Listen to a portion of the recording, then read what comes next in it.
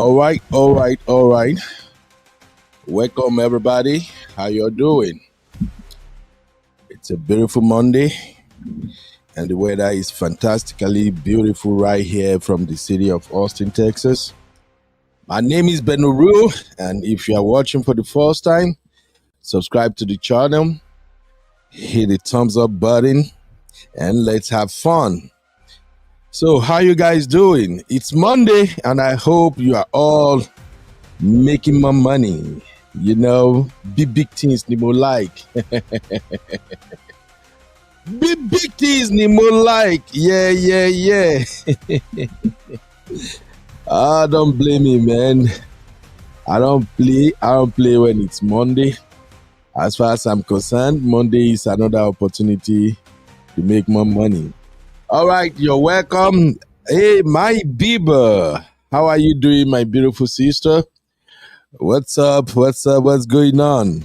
Comfort and Agree. How are you? And who else we got in the building? Juliet, Mercy, Ajine. How are you all doing? Mr. All Dyer right. is here, sir. Mr. Dyer is here. Oh, Mr. Dio is here? Yeah, Mr. Yes, Dio. he's in the comment section. Okay, Uncle Dio, how you doing now? Sister Ify, and of course, my beautiful sister Rose. You're welcome, real fam. You are all welcome. And I think we are doing fantastically okay. All right.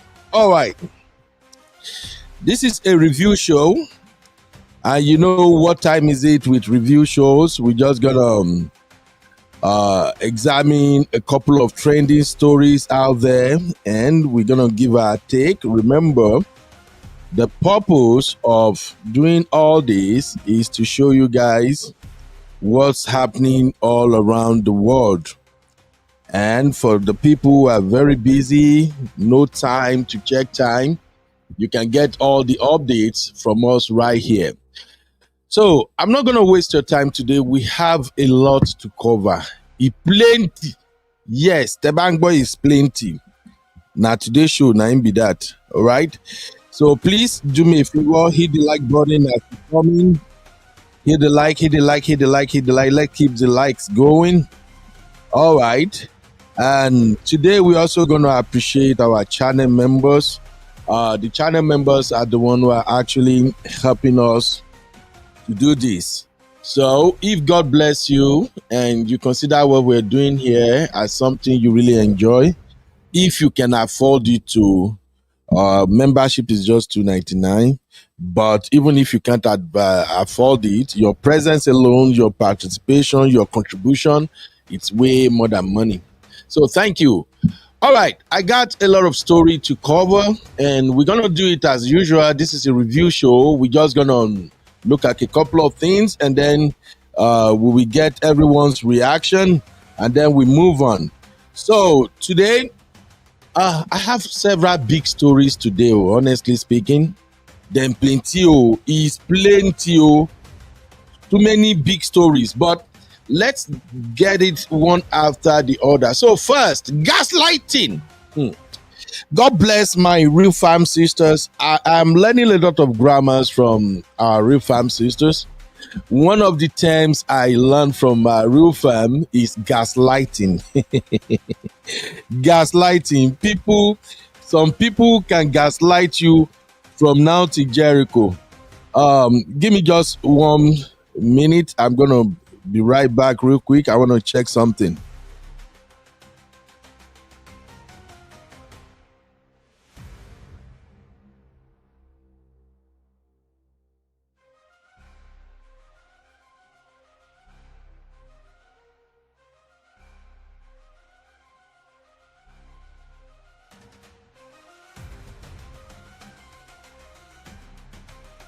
All right, sorry for that. It's summer and kids are home, so sometimes when they are home like this, my brain is all over the place. But now I'm settled. So, the biggest story today is about this pastor who gaslighted Nigerians. You already heard the story. I just want to get your take on those story because it's crazy. Pastor Paul Adefarasin has been trending for how many days now? About 5 days already.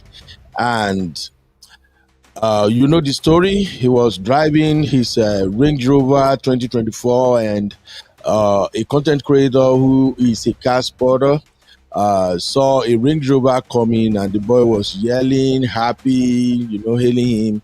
And the next thing, the pastor went down his window and pointed something at him. And everybody, a majority of the people who saw, you trust Nigerians, they took screenshot and they were like, oh, that is GUN. And the next thing, the pastor came out and said it's not GUN and all that. So we're going to look into that. My take from that is that after listening to what he said on Sunday during his sermon, my take. Okay, Sister Ify, I will. So my take is this dude gaslighted everybody. So we're gonna look into that. Then the next thing on our agenda is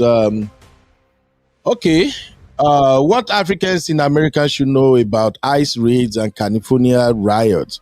America is on fire right now. I'm sorry to say that. It's not something I'm proud of. It's not something we wanted. But unfortunately, a huge riot is going on in California right now. So we're going to talk about that. And then Davido was embarrassed by an upcoming artist who did some silly things, and I saw all that went down there. I think I have to apologize to B-Flex and some of the real fam. When we were having the Sophia Davido conversation, some of them, I remember when it started last year, B-Flex in particular has always been strong that, hey, there's a reason Sophia don't want her daughter around Davido, that Davido is too big and he got all these people around him. So something happened when Davido went out with his daughter for shopping. We're going to consider that. I also have news from other African countries. We're going to look at what's going on in Uganda and as well as Tanzania. So we got all that to talk about today. So first, I think my sister Ify is in the building. Because Sister Ify is kind of busy, I'm just going to do this because I'm going to cut off a part of this show and reshare them. So let me do this so that Sister Ify can give us her take, and then we'll continue the show real quick. Just give me 1 second. Welcome to Trends Reality, your go-to channel for trending social political updates. Subscribe, like, and leave your thoughts in the comments. All right, my sister Ify.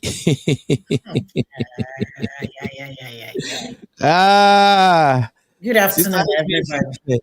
Welcome. I can hear you. I can hear you. How are you doing, my sister? Good afternoon, people. My people. This thing really pissed me off. Okay, here we go. So this is my question. I need this man to prove to us how this boy threatened you. You slow down. You have an option to keep going. What if, let's assume, if you feel that your life is being threatened or has been threatened or your life is in danger, why did you stop and why did you wind down? That's my question. So how this guy wasn't aggressive? We all saw that. Look, first of all, he shouldn't have even come out. If I were him, he would just shut up. Instead of putting out that statement, coming out on Sunday and put out that publication or publicity stunt or whatever to make all of us so stupid.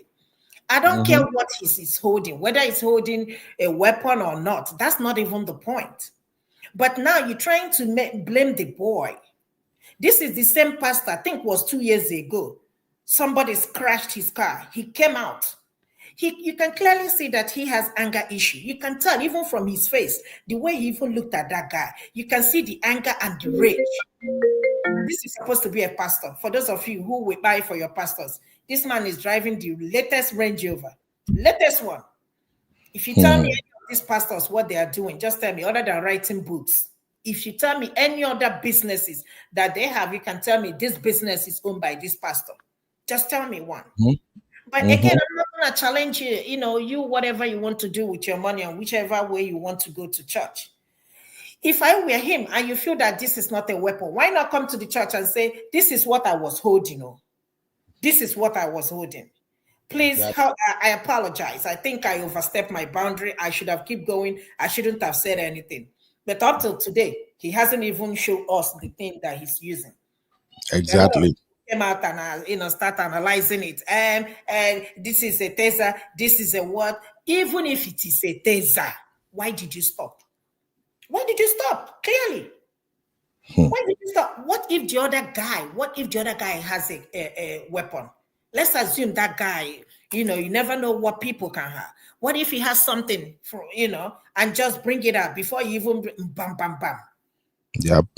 We will be having this conversation here, but you just want to show who you are, that you are driving in the latest Range Rover. That's all you want us to know. So I'm not even understanding people that are, trying to defend him. Honestly speaking, the things you see, and it points down to the society where we are, where we come from. Anybody can he do this in America, in a diaspora? Let me say, can he do that? He dare not. He dare not. But he can do it in Nigeria and get away with it. Police did not even call him. Even if they do, what up to today, Tompolo has not even been called. So what are we even talking about? We have rules that are made for the poor. And again, until we begin to realize, until we rise up against these people, I hate to say MFM, but, until we rise up against all this, these things, we continue to, be there. Yep. Adefarasin, if you're listening, you have anger issues, go and talk to a therapist. You have a long way to go. There is no reason for you to be on that pulpit, all of you. It's not about speaking big grammar and looking good and handsome. That is not what Christianity is all about. If you people want to be like Christ-like, go and read the Bible really well. The Christ-like behavior, will he act the way he acted? That's the question. I believe Christ will not act the same way. All of your pastors. And that's why today, I can't remember the last time I went to church. Nobody, if you come I'm not even laughing on Kubi. I swear, God bear me witness. If you're going to school and learning the same thing over and over again, you are dumb. I mean, you are very, Oh my God. Still preaching to you, 40-something years of my life, and I'm still learning from these pastors. Come on, still telling me the same thing. If it is not 419, tell me what it is. All of them, they all have private jets. Tell me what job. If you ask me what Davido is doing, we all know he's an artist. He's making money. A lot of them will be Cubana, all these people that have money. Tell us. But if your pastors cannot even pinpoint anything they're doing, they are all thieves and rogues. Start giving these pastors money. All of them, no exception, including Jerry. I'm not accepting. I'm Ebuko, whatever you people, all of them are thieves. All of them. Do not even come for me, because I will watch you down, including you and your pastors. So you people need to stop acting like a mumu. Mumu. That's all your pastors, no exception. All of them. All of them. No humility, always arrogant. They act like a god. You're right.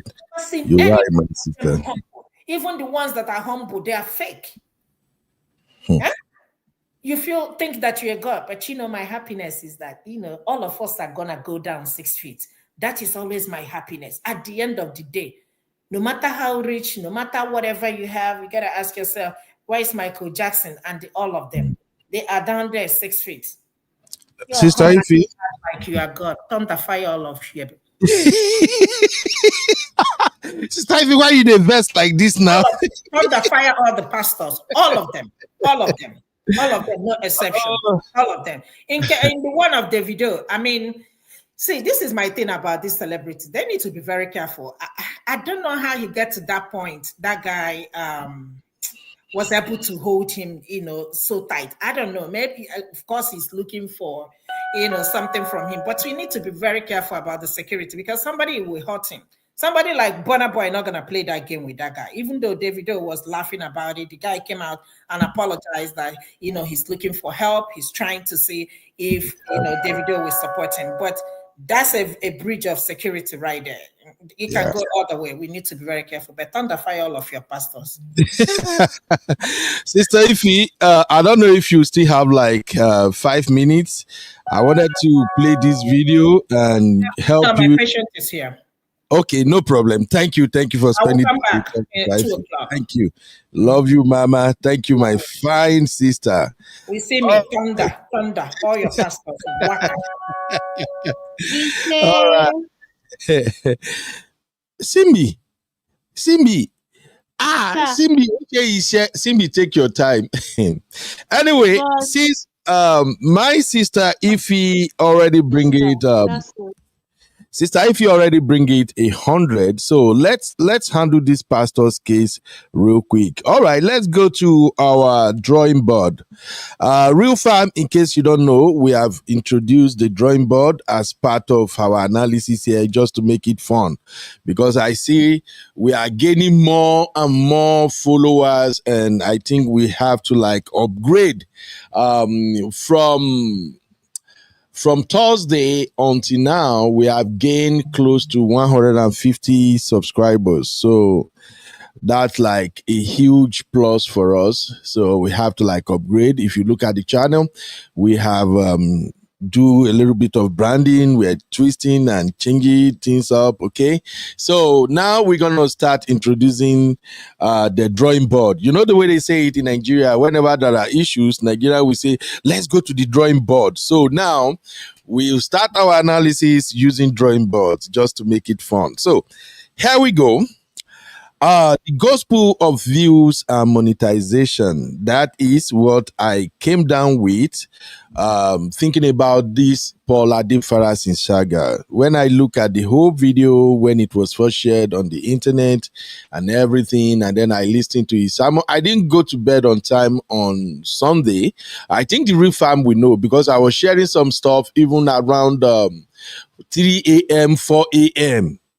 So I was sharing some stuff to our backstage. So I didn't go to bed. I just wanted to hear it directly from his mouth, how he's going to explain it. So I came down with this and said, when I look at the whole saga, I think this is the gospel of views and monetization. So what happened is that Pastor Paul Adefarasin in the viral video was riding his Range Rover, and there is this content creator. The guy's niche is in car sporting. Car sporting is a very lucrative aspect of content creation. Here in abroad, they make fantastic money. People invite them to their houses to come and video their vehicle. They get to explain the specs and everything. So in case you don't know, that boy was actually doing a very good job, although he's starting out, but I've always believed in small beginnings. So the guy, this is how I see it. So real fam, you are free to also explain how you see the whole thing. When I saw that first video, what I saw was a content creator doing car sporting, and when they want to do that, they usually go around where the elites are residing, especially the route that the elites take the most. So they will be there, turn on their camera, and when they see any fantastic super vehicle coming, they will start recording. This particular boy, I think he's a Yoruba guy, and he likes to hail people. We call it hyping. He likes to hype people as they pass by. So he saw this Range Rover coming and he started hyping, "Bow, bros. And the next thing, Pastor Paul Adefarasin went down his window and heard something and said, don't do that. And then the boy quickly withdrew back. Now, that meant the boy shared the video, it goes viral. So as usual, I've told you, we here in the Real Farm, we deal with facts. So that is what I saw. If that is what you also noticed, put a 1 in the chat. Now, when the video went viral, Pastor Paul Adefarasin now did this, this is the video. I don't want to waste your time, but you already saw the video when Sister Ify was talking. This is exactly what happened. He went down his window and he said, don't do that. You can hear that, right? You saw what's in his hand right there. Okay, so let me play it again and stop it when he went down so you can see what's going on. Sorry, sir. Sorry. Okay, so right there, he's holding something that looks like a small GUN. And then after the video went viral, the pastor went to his social media handles and dropped this message. He said, "You might be aware of a video circulating on social media showing me in what some have misunderstood as brandishing a firearm. I want to assure you that was certainly not a firearm, and at no point did I point such at anyone." Take note because we'll come back to this. Adefarasin acknowledged the concern. Adefarasin acknowledged the concern the video may have sparked and promised to briefly address the issue during the church's 9 a.m. service on Sunday. Now, take note of that. This is where I came up with, okay, this is gospel of views and monetization. I'll come back to that briefly. So he went ahead and said, we understand the concern this accusation may have caused, and we will speak briefly to this mischief during the 9 a.m. service tomorrow. Thank you for your patience and understanding, he added. Now, my worry at this point is, why don't you go ahead and explain yourself? If you can take the time to put this up on your social media handle, why don't you just go one step further and just explain? Why do you have to publish it and said, we're going to explain this further during Sunday 9 a.m. service? As a content creator, I got to be honest with you. That is like you prepping for a show. You are trying to heighten people's expectation for a particular day. So, guys, what we all did now, we content creators. I know some of you content creators that might be watching right now. You are as guilty as me. We are all awake. We all went to Pastor Paul Adefarasin service on Sunday. I no sleep. My madam was like, "Babe, what's going on? Where are you?" I said, "Babe, no verse. I take God beg you. I they do something. I they do one business for Nigeria. I don't want to tell her, say, Akroko, now keep me no come to bed."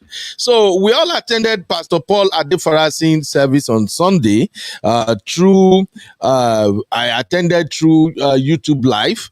And it was fun. We plenty people. In fact, people were cracking joke on the live chat. Even the church members, they were like, "We know why some of you are here."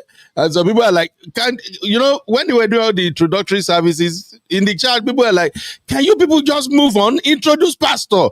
We are just here. We want pastor to explain to us what happened." But we were there. Service day sweet. That also gave me a perspective. That was the first time I was watching Pastor Paul Adefarasin service, and I noticed that his service looks similar to my church here in the United States. Okay, I attended Shoreline anyway. You can Google my church, very big, fantastic church, and lively pastor. So all the service was exactly American service. So I'm like, oh, this is fun. And he has a beautiful church, a great, beautiful church auditorium, well organized, everything. So I give him that. But we were in the chat and we can't wait. We're just pastor. Anyway, the service go on. And then that day happens to be, I think, is it 24th or 30th wedding anniversary between him and his wife. So Mommy Gio came and addressed the church. Very beautiful woman. Okay. Nobody should attack that woman, please. Very beautiful woman. I love her. I love how she expressed herself and everything. And I'm like, did Pastor Paul just give us a clickbait so that we all can come and watch his church and see what's going on? I say, well, but again, when they finally introduced the pastor, I'm going somewhere with this. When they finally introduced the pastor and the pastor wants to address the issue, here is what he said. Verse 43 to 45 in the Young's Living Translation. All right. Listen. And this is what Romans 12:17 says in both versions. NIV and NLT. Do not repay anyone evil for evil. All right. No, it's 12:19. 12:19. Be patient for a moment. I have to deal with something. And I'm very tempted. Shout out to you, Sister Misty. Dear friends, never take revenge. Leave that to the righteous anger of God. For the scriptures say, I will take revenge. I will pay them back, saith the Lord. Can I get an amen? It needs to be louder. The New International Version says, do not take revenge, my dear friends, but leave room for God's wrath. For it is written, it is mine to avenge. I will repay, saith the Lord. Are we clear on that? Furthermore, this is not merely an attack on a local church or a pastor. Jesus It's Christ. an organized stratagem of the one God that we bless war you, Sister with. Ify. Do not wrestle against flesh and Manipulation blood, of the highest order. but against Thank you, Sister spiritual Ify. powers and princes, spiritual wickedness in heavenly places, spiritual wickedness in high places, and a range of about 13 cadre of demonic host. And so the enticement of the enemy is always the love of money at the root of all evil. What we have had to witness was clickbaiters, just looking for more money. I probably wasn't even their target. Their target was to make more money.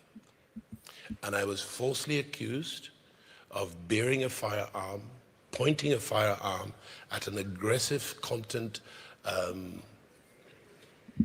creator who came within personal distance. The only thing separating me and him was about maybe 3/4 of a meter and glass. I do not have a pistol license for a firearm. I do not carry a firearm, and I pointed no firearm at anybody. Amen. And it's our policy to Jesus. dignify People clapping. hate speech, false accusations. We believe that God is bigger than that. And we believe in what is said in Romans 12 and verse 19. And it was unique because it came home on a Saturday when I observe Sabbath. Because it's a great time for me. I don't make a huge law out of Sabbath, but I believe in the principle of Sabbath. And unfortunately, several persons called me and sent me many videos. I was shocked. I'll be candid with you. I was shocked. I was hurt. I am human. But God is touched with the feeling of our infirmities. And is able to first give us succor. And what the enemy means for evil, he works it for good. Please hit the like, please. Please help us hit the like. Do us a favor. I've said this so many times. The cheapest money you can give us is like. You know, it doesn't cost anything. Just hit the like. Right now, we have just 19 likes and we have like 40 plus people watching. Help us get the like to 30, please. Okay. Thank you very, very much. All right. So that's how the pastor explained it. I was shocked, and I will get there shortly. When he started quoting Bible, making Bible references and saying this is the work of the enemy, some people are going to attack the innocent, the guy was coming at me and I don't hold anything. I say, Lord Jesus, God, please hold me so I don't leave any comment on this chat. God help me, God help me. My blood was boiling. But what actually drove me crazy the most was how the church members were applauding him. Like he just said something. Thank you, Jesus. All right. All right, let's keep it going. Oh, thank you, Misty. Misty said the people clapping are like persistent chauvinists, Mussolini's followers. They just clap at whatever. Misty, see my life. Oh. Anyway, let's quickly finish with our drawing board. So I'm like, okay. At this point, what's going to be the big question? So, real fam, here are the questions I want us to address because my brain was just like, what the heck? So, here comes the big questions. All right. Do you believe the pastor? We have a poll going on right now. If you're watching live, please cast your vote. Cast your vote. It's a simple poll. Do you believe the pastor side of the story? Yes or no? Please cast your vote. And if you're watching right now, let us do our usual live polling. If you believe the pastor, drop a 1 in the chat. If you don't believe his side of the story, drop a 2. All right, let's do that real quick. So I'm like, the big question now is, do you believe the pastor? So I went further and said, okay, let us now look at some talking points. I see Uncle Dio and Sister Grace, they are in the building already. So anyone who is coming into the studio, as well as those who are at work right now who just want to chat, these are the questions I came up with. So help me make it make sense. So question number 1. Why did the pastor wind down his window? I can't get past that. We all drive every time. We drive all the time. Especially you are driving a tinted vehicle. There are several vehicles that are passing through the same road and they don't wind down their window. So why? If anybody can help me explain this, why did you wind down your window? Because in all of this, like I said, my sister said they taught me a lot of English. This incident actually make me understood the meaning of the word gaslighting. Gaslighting, fire for fire. Sister Rose, the link is in our Real Farm backstage. I already dropped the link to the studio so that Real Farm can come in and give their take first. All right. So why did the pastor wind down his window? To me, I think the pastor already knew that guy is there. He has seen that guy severally. So he just feel like, you know what? I'm just going to intimidate him. He's going to take my video. He will share it online. And then people will start talking about it. And then I'm going to address it later. I'm just going to say to them, you know what? If you want to know what really happened, come to service on Sunday, 9 a.m. I'm going to talk about this briefly. And then there's going to be a lot of visibility. So that's question number 1. Question number 2. Did the content creator knew he was the one in the car? If you have seen that video, please tell me, is there anything that gave you any clue or any inclination that that content creator knew Pastor Paul Adefarasin was actually the one in that vehicle that is coming? Remember, he was driving an unmarked vehicle. He was driving an unmarked vehicle. No plate number in the front, no plate number in the back. The vehicle was tinted and he had a security vehicle in front of him. So that's second question. Question number 3, was it a deliberate attempt to create a buzz for his service? Because what I did, I got all the receipt right here. I can go back to his channel and show you. I went to his channel and I discovered that his personal channel, Paul Adefarasin, the view on those channels, they are not encouraging at all for a pastor of his caliber. Pastor Paul Adefarasin is actually the pastor that used to bring American gospel artists to Nigeria every year. They have this service they do every year. Simbi, what was that service again? I forget it now. It has the popular title. Oh, Which one, sir? Experience. Experience. Thank you, Mr. Dio. He used to organize the experience every year, and he will bring all international artists, big artists you never see coming. He will bring them to Nigeria. So when I look at his personal YouTube channel, the views are not encouraging. He's getting 183 views. Sometimes he will get like maybe 1,001 view. And I'm like, okay, I'm getting somewhere here. Then I went to his church, House of the Rock channel, and I look at the views there. Those views are not encouraging too for a pastor of his status. Those views, when you consider pastors like Pastor Jerry Eze, when you compare those views, it was terrible. So that is then I started thinking probably this man needed a boss. He needed a boss, something to bring people to his channel or something. So, well, that was my question. Number 3, that was it a deliberate attempt to create a buzz?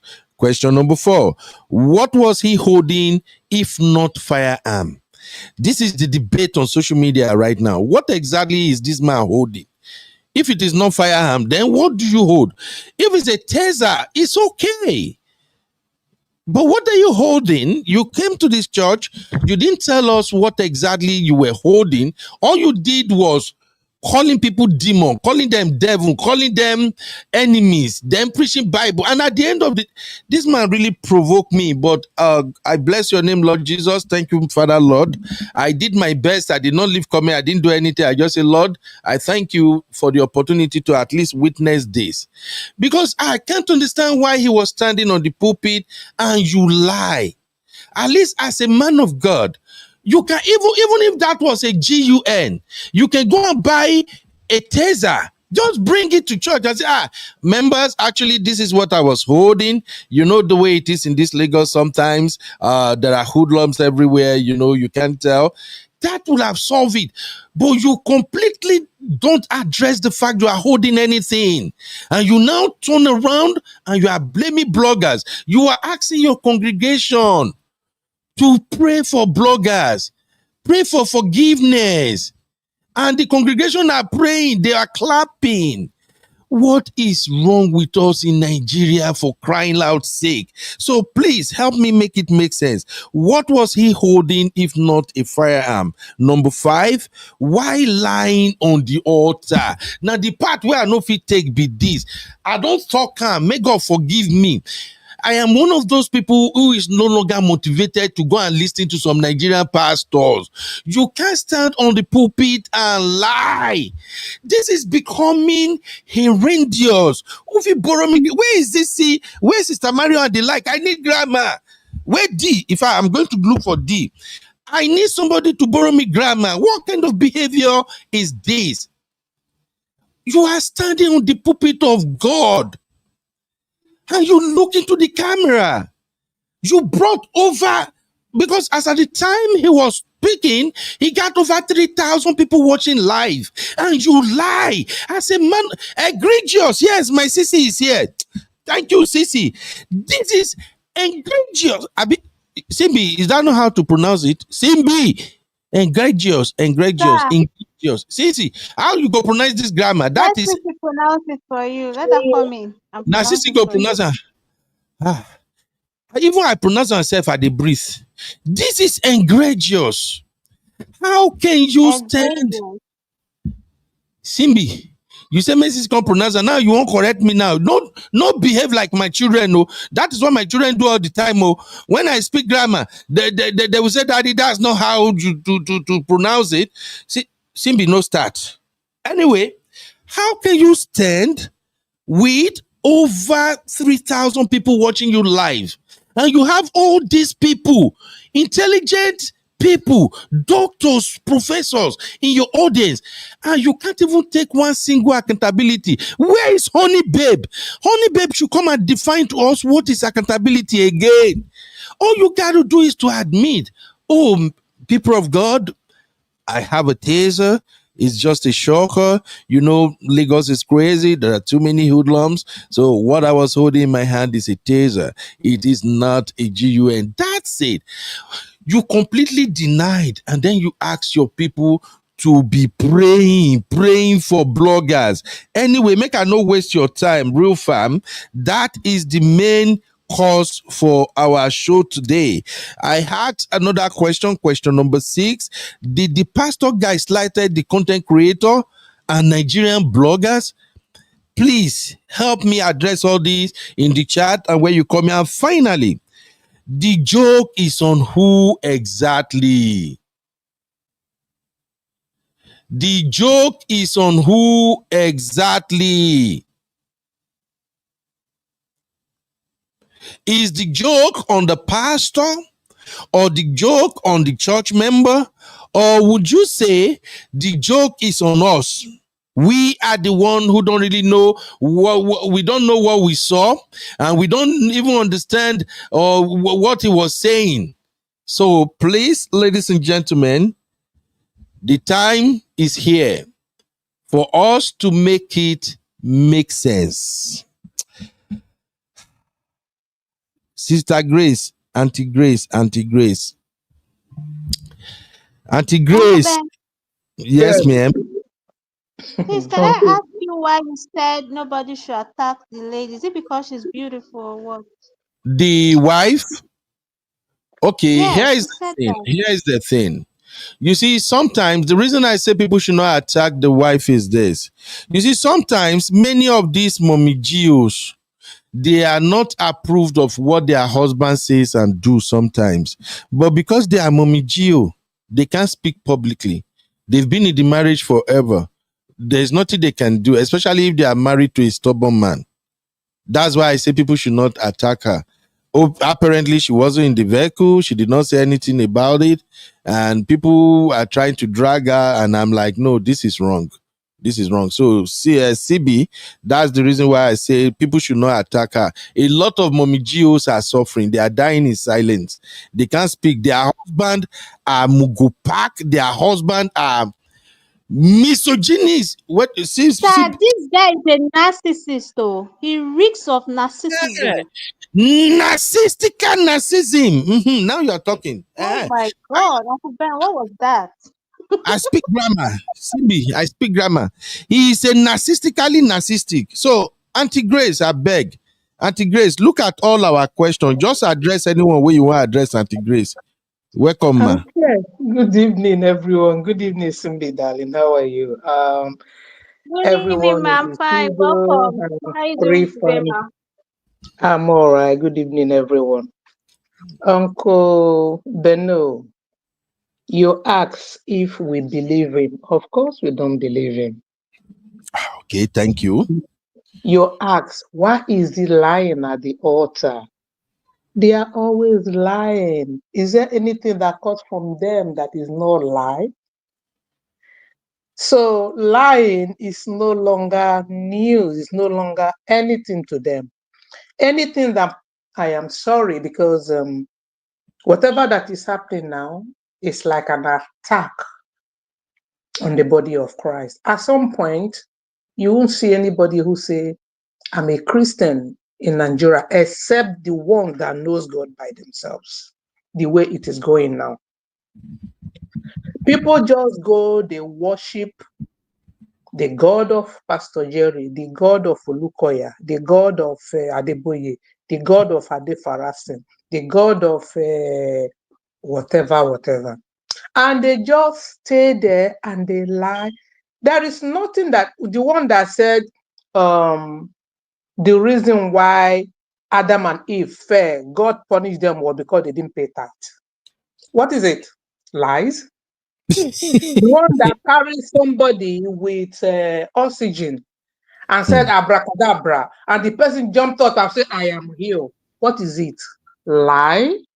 Auntie Grace, may God They are help no us. longer ashamed of lying. And the gullibles that are following them, when he say, I want, did he say a loud amen? I want it louder. What happened? It went really louder.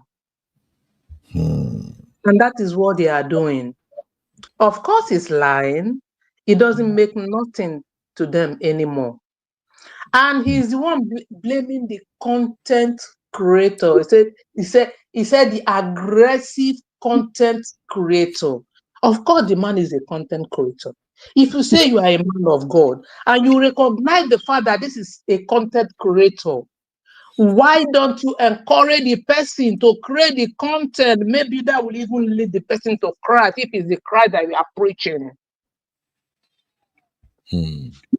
Okay, you want to make yourself relevant again? For a long time, I haven't heard of Adefarasin anyway. You want to make yourself relevant again. Is it the right way to make yourself relevant? Maybe if he had given the guy audience and hype him and all that, the guy will go and post. That would have even been better for him to make himself relevant. Why did he address what he was holding? If you say you really wanted to address it, because you say it a day before, you're going to address it in the 9 a.m. service, and then you went up there, you address it, and you were praying for forgiveness for people. Perhaps why is this happening? Because of the Niger Delta pastor that say, if you slap me one ear, I will give you, and people are antagonizing that one. He probably would have taken it the other way around. That is why he decided now to preach forgiveness, because they don't know what the Bible says. Who is forgiving who? You that wanted to unlike somebody, or maybe threaten the person with whatever you were holding. Who is meant to forgive who? But this is our country. When the guy went on the free show, he couldn't actually say it because they don't want to hurt the famous. They don't want to hurt the big men. He said he didn't even know what he was holding. That is what he said. Like VDM said, well, we can't actually hold him responsible. Supposing it's only the guy could have said, this is what I saw. But because they are afraid, they won't come out to say, this is what I saw. We also, in fact, that is where I like his wisdom. I love that boy's wisdom. He's just an innocent guy trying to survive. Yeah. He has said he actually saw GUN. If it's in a country where we have law and order, this pastor will be behind bar. He will have to. Why is the police that would have wanted to say, okay, now that you have said, what were you holding? Show us where you are holding. Bring a stick. Bring whatever it is to say, oh, because this country, I don't know whom the boy was. Even when the boy now said, sorry, sir, he could have said, oh, my son, God bless you. You know, I thought it's maybe, hold on, what do you want to do if you call yourself a man of God? Now you're preaching forgiveness, right? Who is to forgive who? It is what it is in our country because there is no truth anymore in their mouth.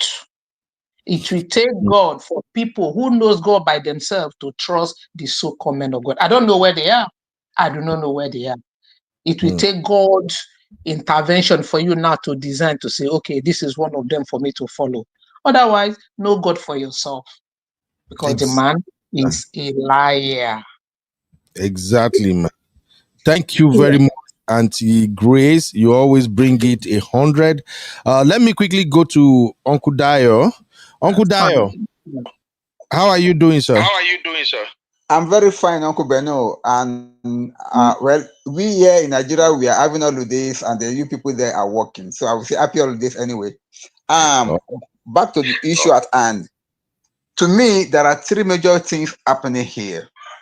As rightly said, Uncle Beno. Number one, if you notice, House on the Rock in the 90s, in the 2000, they were really rocking. They were really like, they were like one of the most popular church in Nigeria then. Then all of a sudden, right from the 2011 down to now, they have not been. They're like neither there nor here.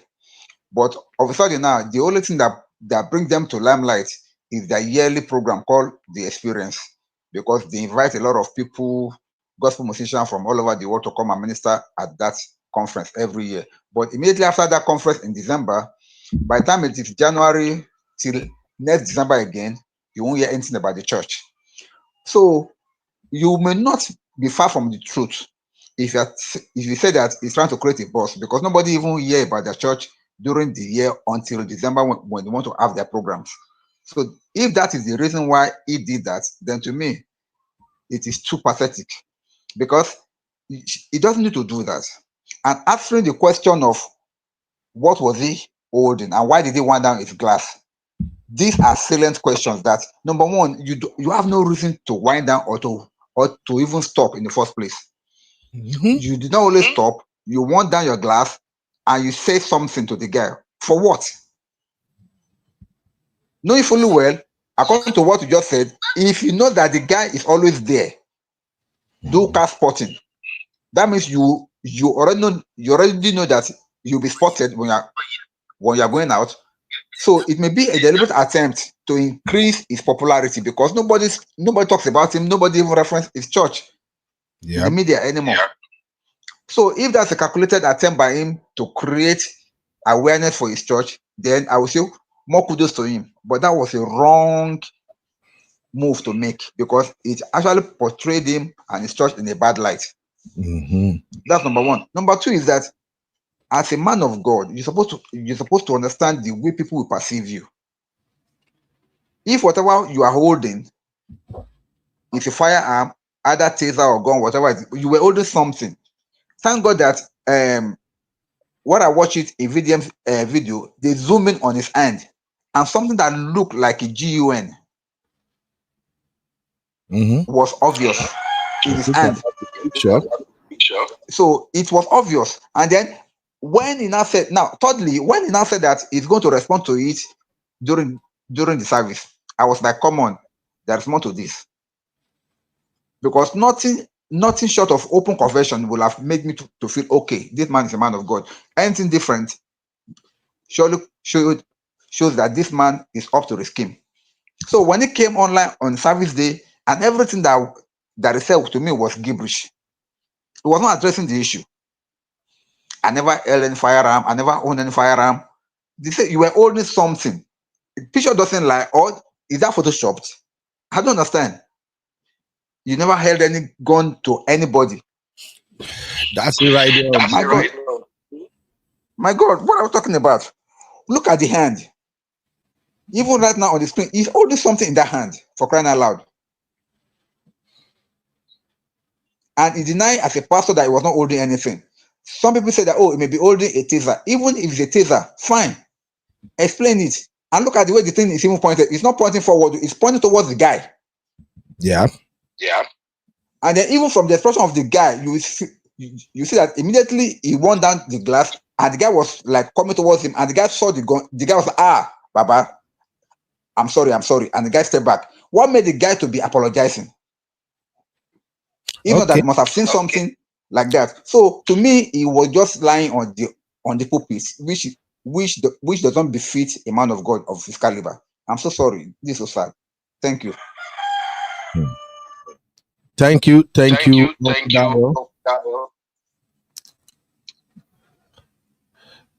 Thank you, Uncle Dayo. So there you saw it on the screen. That is what he was holding in his hand. Now, let's just say we don't know what it is because it's a picture. My concern is, why don't you just admit right there on the altar that I got something in my hand, it wasn't GUN, it's just maybe like Sister, shout out to Sister Marriott, you're welcome. Maybe like Sister Marriott said, it's a vape. Or it's the new brand of anointing oil. Now, Uncle Ben, yes, Simbi? I'm sorry to interrupt you, but I just wanted to quickly say that I think this is not the first time that he's seen that content creator and he was like, okay, today, you know what? I need to do something. Because that's what this move is actually giving. It's giving, Right. I always see you, you do this, so today I'm ready for you. But unfortunately, things didn't go as planned for him. Right. And a lot of people are saying that that's a taser. Okay, look at the way he's pointed at the guy. He's ready, because if he was not ready for this, he should have just moved along, like drive past. There's no need to stop and then start pointing this at. I don't know, these men of God, they don't know. when I said that we have great men of God in Nigeria, but at the same time, we have people who are just businessmen and women. It go be like say, are they insult men of God or I'm doing something nasty? These folks, they are just businessmen, orators, motivational speakers. They are just using Nigerians' head. Now, let me show you some evidence so we can wrap this up. Why I called him, where I titled this show, The Gospel of Views and Monetization. Welcome, Auntie. Welcome, Sister Rose. Where is he? Oh, Sister Rose. I'm adding Sister. Okay. Welcome, Sister Rose. Sister Rose, I saw you say in the comment that link is selective now. I was laughing. Actually, what we do every time is, unless I forget, I usually share the link to the Real Fam in the WhatsApp group. So that way, if any Real Fam member want to come in, they have easy access. Even if they drop, they can go back, click the link and come in. But I guess you were here already, so you didn't hear me when I was saying that. Welcome, Sister Rose. How are you doing? I heard you and I didn't see the link. Oh, it's there. It's because there is no image on anything, so it's just gonna be so tiny. You won't even know it's a link. But anyway, you are here now, Sister Rose. What's your take on all this drama and saga that is going, man? Well, I was going to stay in the background. The only reason that I came up was to was to come back to what we were talking earlier about firearms in Mhm. when we were talking it in the real fam.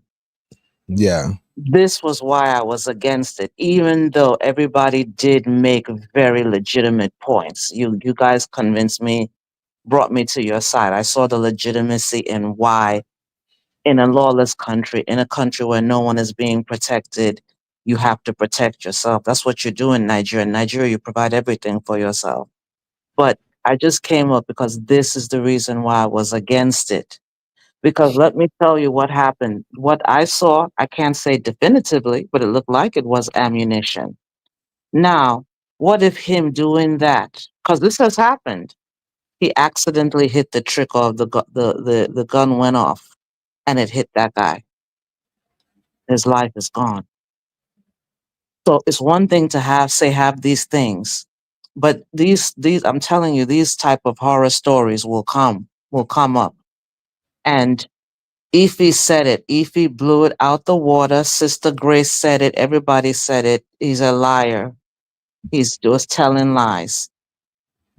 But here is where the problem lies, Ben. He's problematic, but the people are the problem are problematic. Okay, if we all say that he's lying, I'm sure they know he's lying.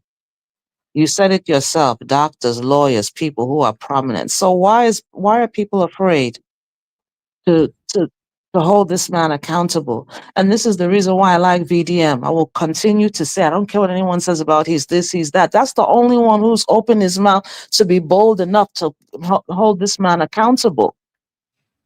The reason why he wouldn't do this in America is that he doesn't even have to just answer to the police. Those, what you people call area boys in Nigeria. I don't know I can't find what the name I would call them in America. Those boys alone will deal with him. Forget about even the police. But he does this because this is a nation that is very complicit.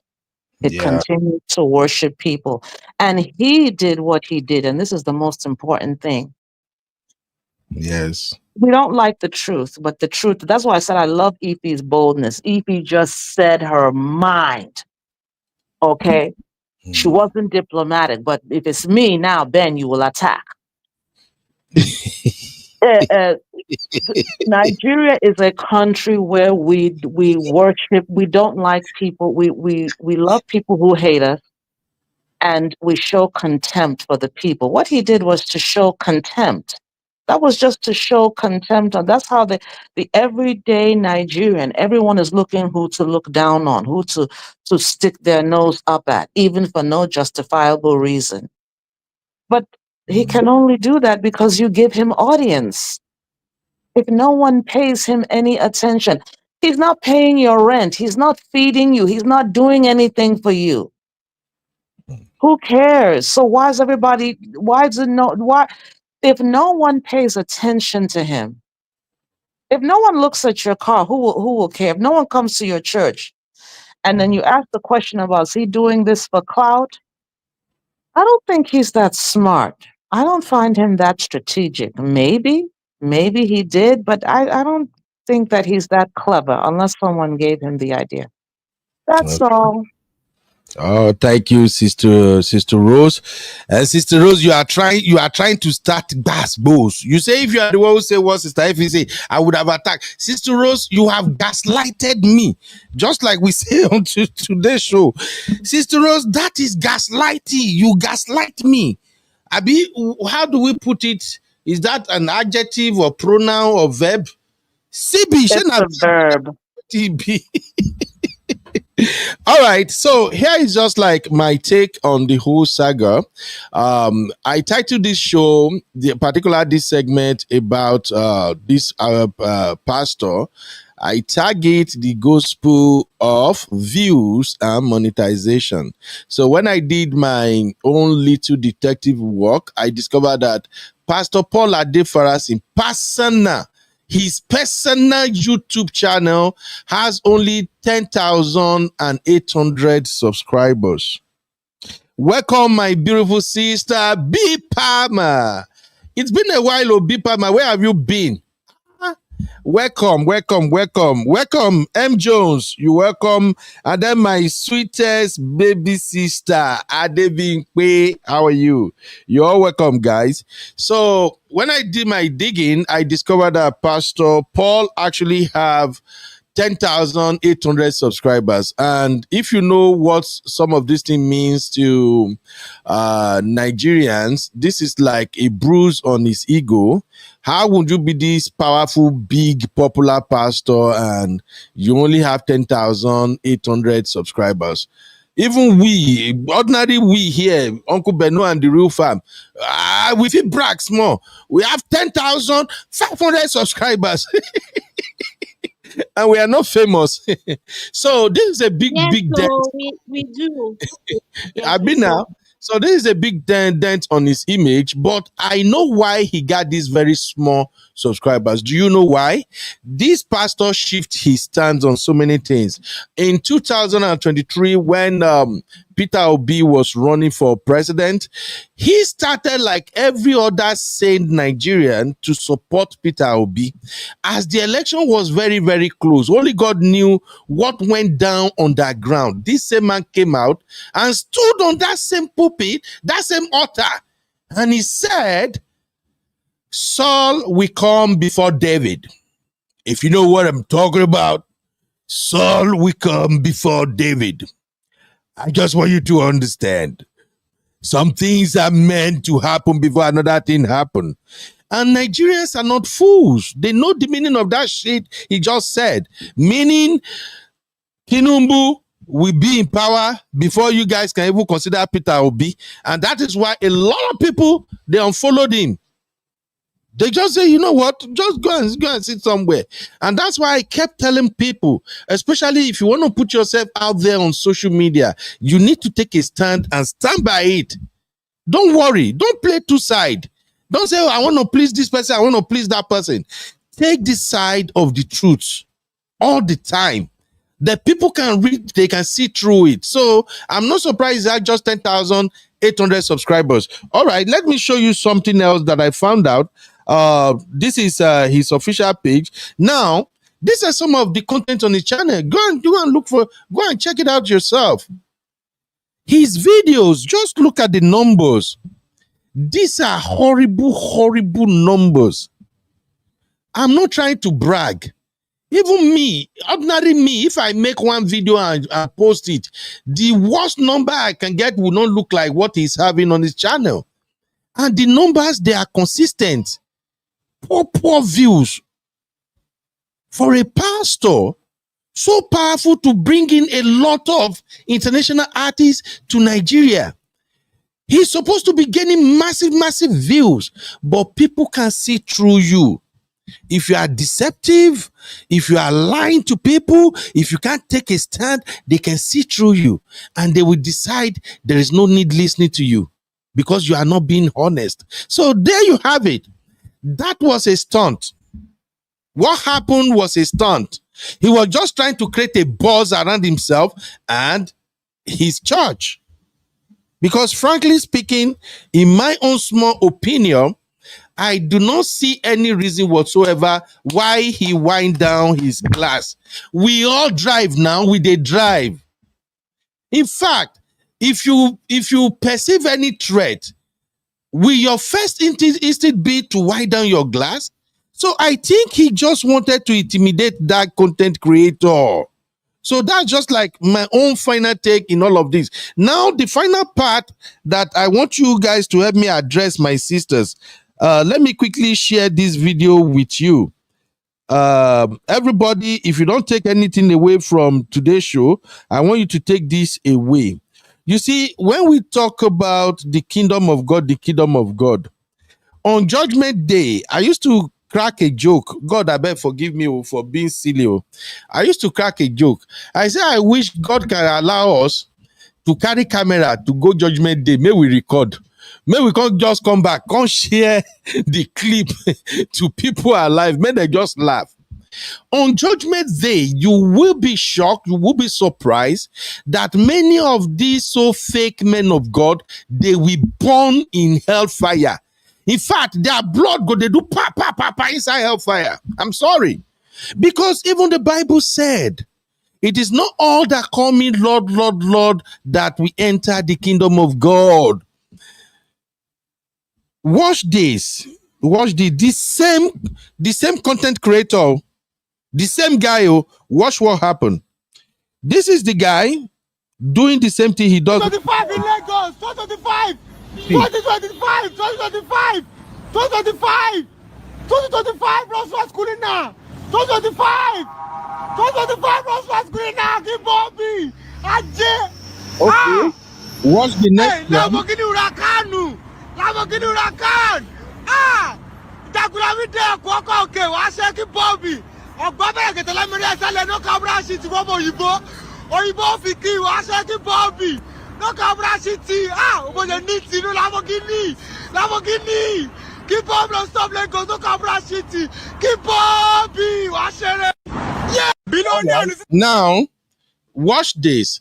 You can see that all the people this guy was recording their vehicle, like I told you when we started, it's called, the niche is called car sporting. It fetch you a lot of money. If you live around where people drive all these fancy, luxury, expensive supercars, and you can record them every day, now better niche, you make really a lot of money. In fact, our channel here right now, I think our CPR has increased to, you see, $5 per every 1,000 now. I know we fluctuate between $4 to $5 per every 1,000. If you are into that niche of sporting car, your CPM will be around $8 to $10 per 1,000 views. You can imagine for somebody who has 100,000 views, just multiply 100 by $10. So for a guy that do that every day, how much what kind of job will pay you that much? You feel me? So that guy is not doing anything outrageous. I also want you to notice that all the video that I played previously now, all of them, no one wiped down their glass. None of them were scared. This is Obi Kubana. Watch this. Obi Kubana, our popular Obi Kubana. Watch this. Obi Kubana, I said like Bobby. Obi Obinia, okay, I said a Bidonia. Obi Kubanari, I said, Obi Kubana, oh man, Obi Kubana, Babala, Shobaka, I said, Obi Kubana. Just Kubana, I said a good Bobby. Obi Kubana, Babala, Obi Kubana, Obi Kubana,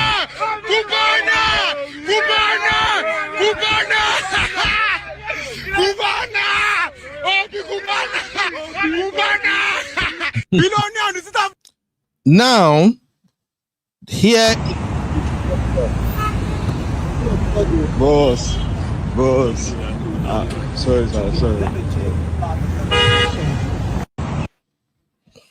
this thing they vex me, but out of respect to my Christian brothers and sisters, the body of Christ, I'm just like, I'm not gonna post about it. I will just come here and we and the real fam will just discuss it because it's annoying. And you know the way it is. Once you call out pastors, majority of Nigerians will see you as the enemy. Oh, you're a you are a Satan. Now, just watch for yourself. The unbelievers who are riding supercars, they don't see that guy as a threat. Your pastor, even Obi Kubana, who is a known billionaire, the one that are supposed to even be scared, he stop and even give the guys money. Recognizing that if we are in a country, if we are in a sane environment, that guy is not supposed to be out there on the street carrying camera, running up and down. When Daddy Freeze interviewed him, Daddy Freeze asked him, how long do you stay that place to spot those cars? That guy said sometimes he will stay there for like 8 hours. He said sometimes they don't know when those people will come out, but they just know that they will come out. He said sometimes they will go to the club and then so they will stay there. All he has was a phone. He doesn't even have a good phone. Now you pastor, you that are supposed to bring people to Christ, you are the very one pointing whatever it is you are pointing to a guy who do you know harm. I rest my case, real fam. My sisters and brother, anybody that want to go first, sister, if you are back, let me just give you, at least if it is 1 or 2 minutes, let us address it so we'll move on to another thing real quick. Go ahead, sister Ify. What are we addressing again?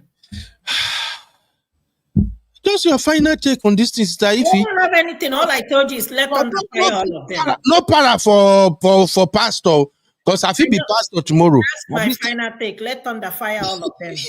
No exception. Do you understand? It just doesn't make no sense.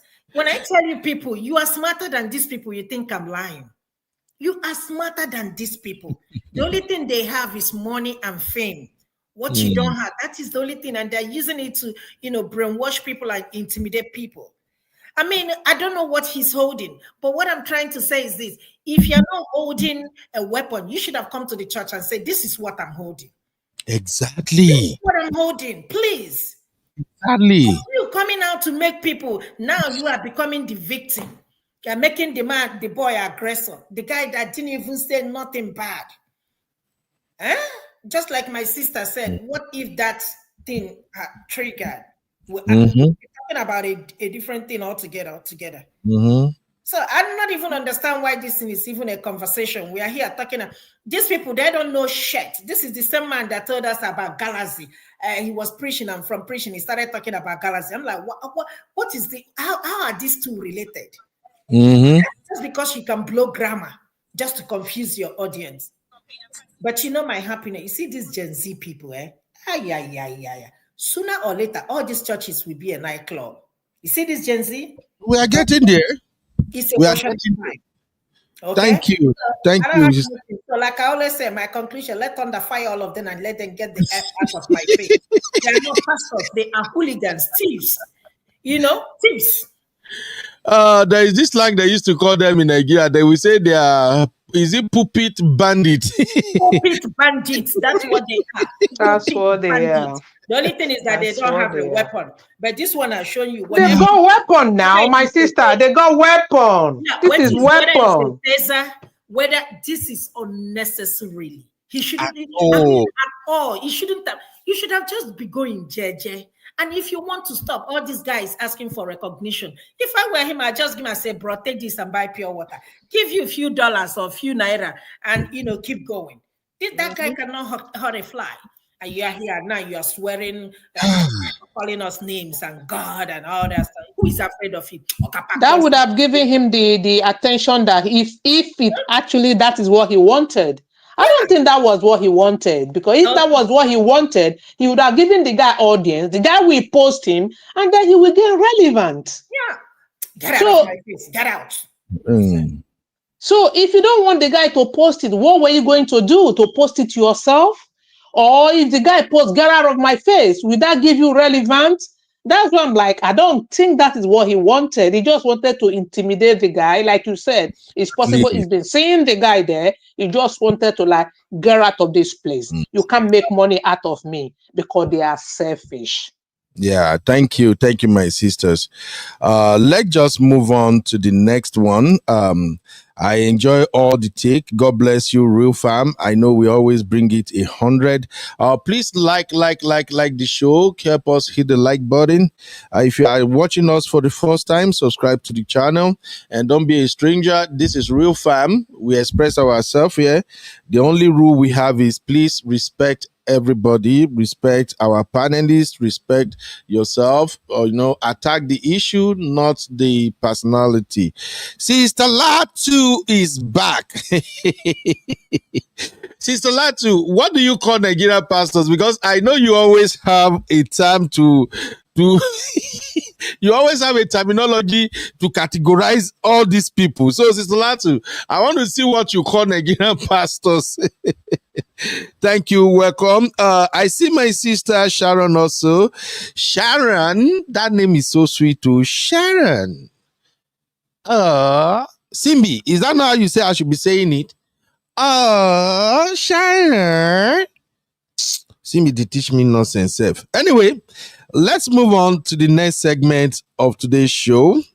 All right. I will be right back in just a minute.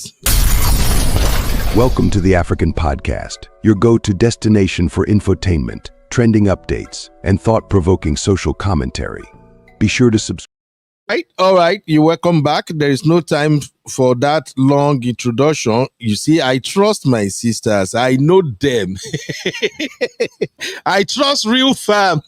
Sister Latu said, Poopy Bandit, aka Pastorpreneurs.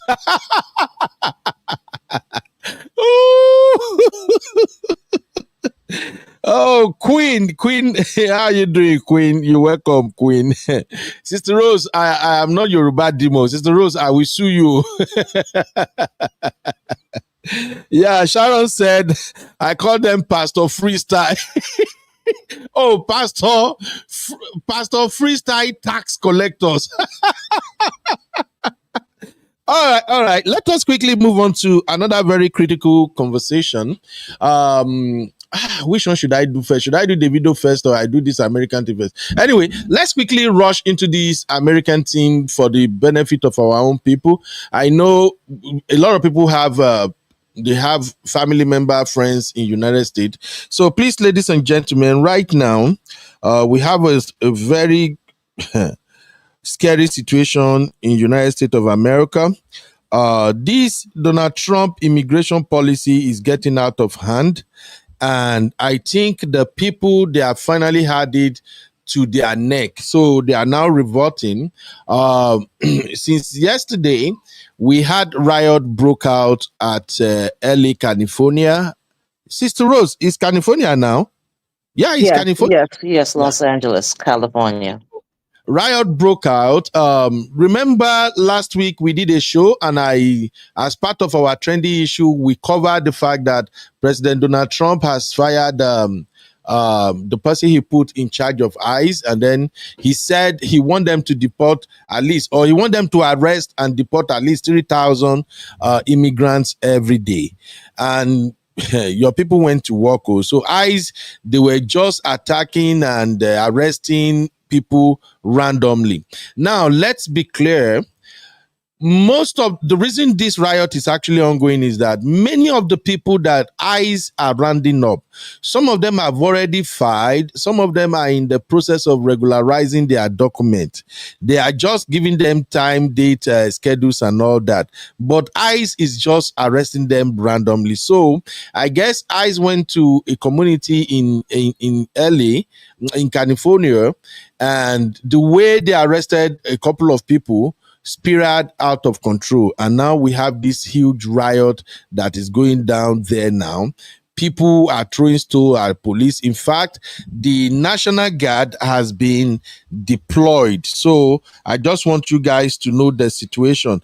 Now, the big thing I want to show you, let me see if I can still remember how to find someone in eyes,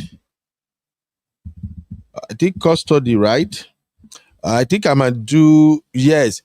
So there is this website you have to go to in case you are looking for your people and you can't find them, you don't hear from them, and you know they are in the process of regularizing their document. Please, Africans are mainly concerned about Africans. Please go to this website and search for them. The website is part of U.S. Immigration and Customs Enforcement, ICE, okay? So when you go to this website, it's an online detainee locator system. There are two ways to search for your family member or your loved one. You can use their A number. Their A number is usually before Donald Trump came and started accelerating everything. When ICE pick up anybody, they are going to attach a number to that person's arrest, and anytime you want to look check up their status, you just have to type in their A number and it will bring the details, everything about them up. And now, since they are just arresting a lot of people randomly, the A number, you may not have it. What you can do is to use the second option, which is search by biographical information.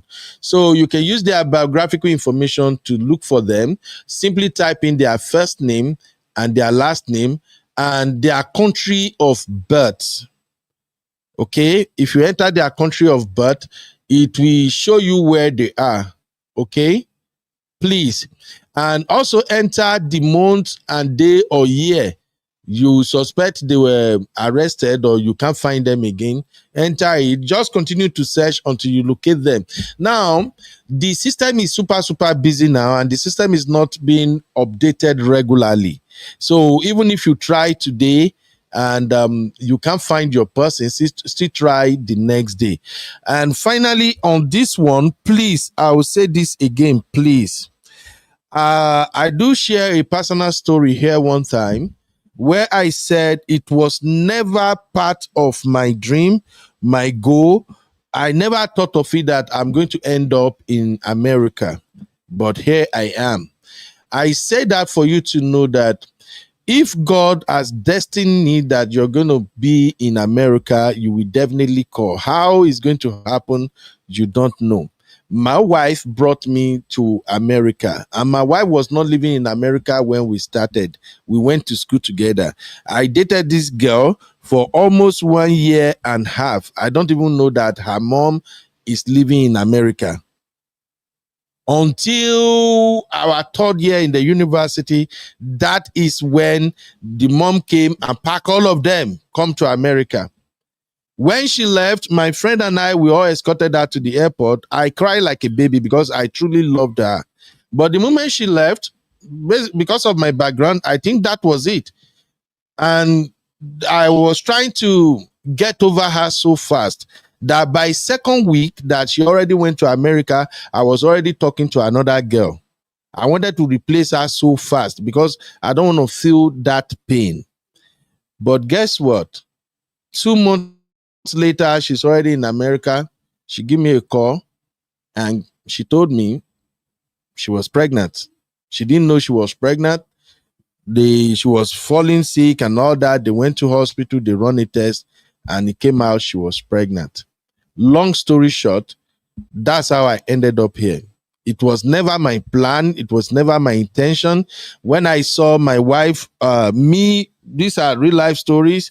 My friend, Dr. Niyi in South Africa, my best female friend, Bimbo, another of my good friend, Iroko, and one more person, I think I'll remember, Banky W. Those are like my core friends.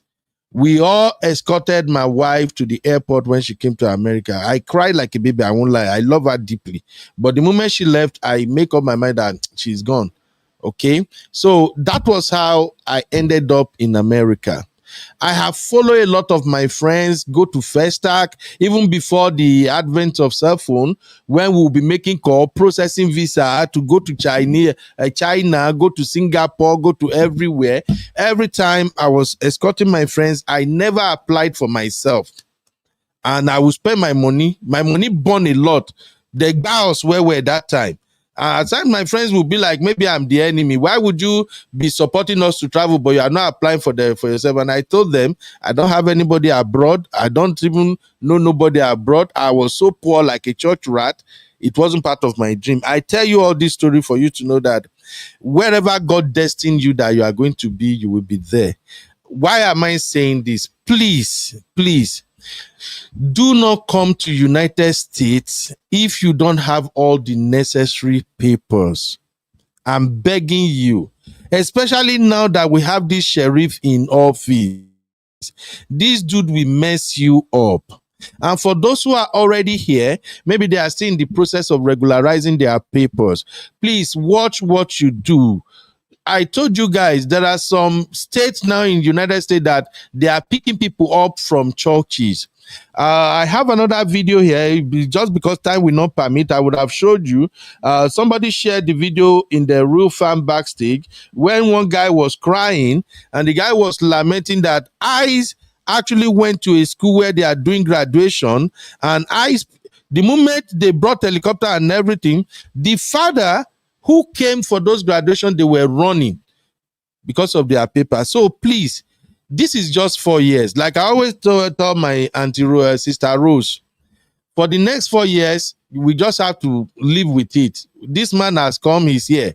Nawala man, my orange uncle. For me, I already delete these 4 years. I already feel like, you know what?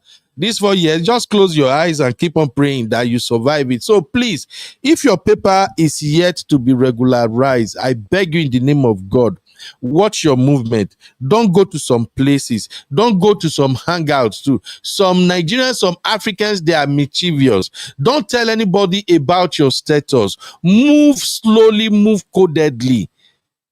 That's all I can say. Right now, the riot in California is between the ICE police and National Guard and the Mexicans as well as the Spanish communities.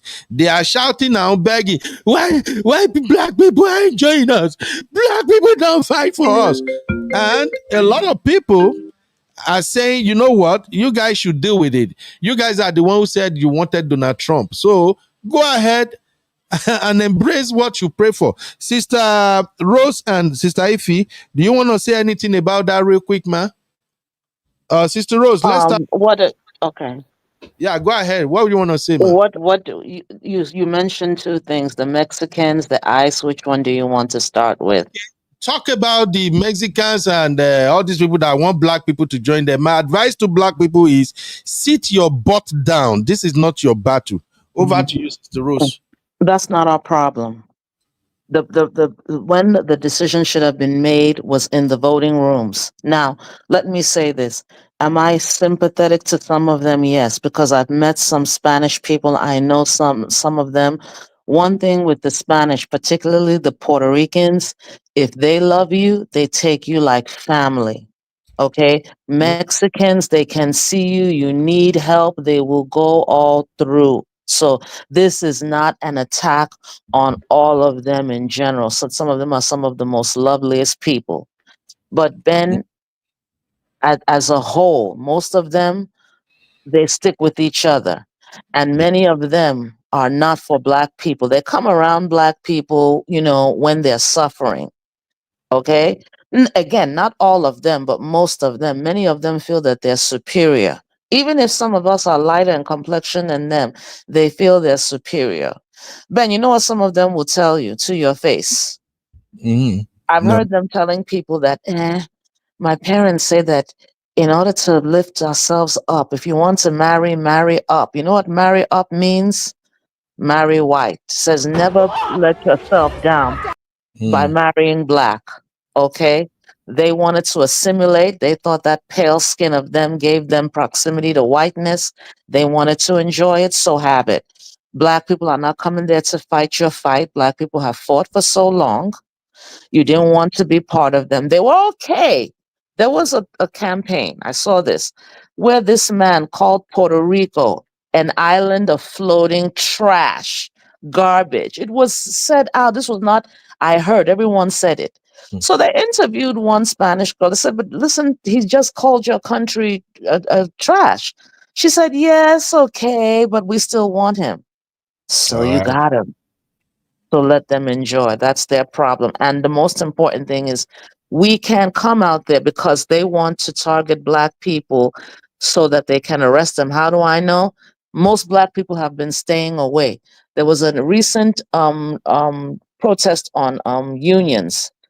Hardly any Black people were there. There were very few older women. Guess who they arrested? The two Black older women in a sea of whiteness. So Hmm. no, we will not be out there. Sorry. Not sorry. Yeah. Thank you. Thank you, Sister Rose. Sister Ify, you want to add anything to that, man? Okay. Sister Yeah. Ify? Sister Rose said everything. What's Black business? So are they trying to say that we are only known for violence? That's what they're trying to say. Yeah. Everybody, if you're a Black person like me that sometimes claim to be white, idiot people, listen, stay away from all this nonsense. Go to your house, let them fight it out. Because like she said, there is another guy that's, he's a Mexican and he supported Trump with his full chest. So let them deal with it. All right. I don't have anything against anybody. I wish them well. But the thing is that I feel so sorry because after all these damages, guess who's going to pay for it? Them. It's not the government. You're still going to pay for it. So what's the essence of doing this? You mean they're going to increase their taxes or something? Yes. Indirectly, they're going to pay for it. Who's going to pay for it? It is them. It's going to come out from their checks. So, wow. Not even good. Should I wish them well? Okay, thank you. Auntie Grace, I know you don't live here in the US, but do you want to add anything to that, ma'am? I don't live in the US. I don't know much about what is happening. From what I heard Sister Rose talk about, I think our people are advised to stay away from it. Stay away from trouble. Mind your own business. Do your own thing as it goes on and let it fade away. So I really don't have much to talk about because I don't live there. I don't know what is going on. Thank you very much. Sister Latu said, I've worked with a lot of Hispanic. I tell you, most don't like our kind. Welcome, Auntie Yvette. Sister Yvette, you're welcome. Sister Yvette said, Simbi, can you read the comment, please? Hurry up, Mama. We need to wrap this up. Simbi! Ọmọ imagine Kigbe. All right, Simbi is not here. So, Sister Yvette said, just arriving. Sister Rose is telling the truth. Yes, okay. Okay, that's good. All right.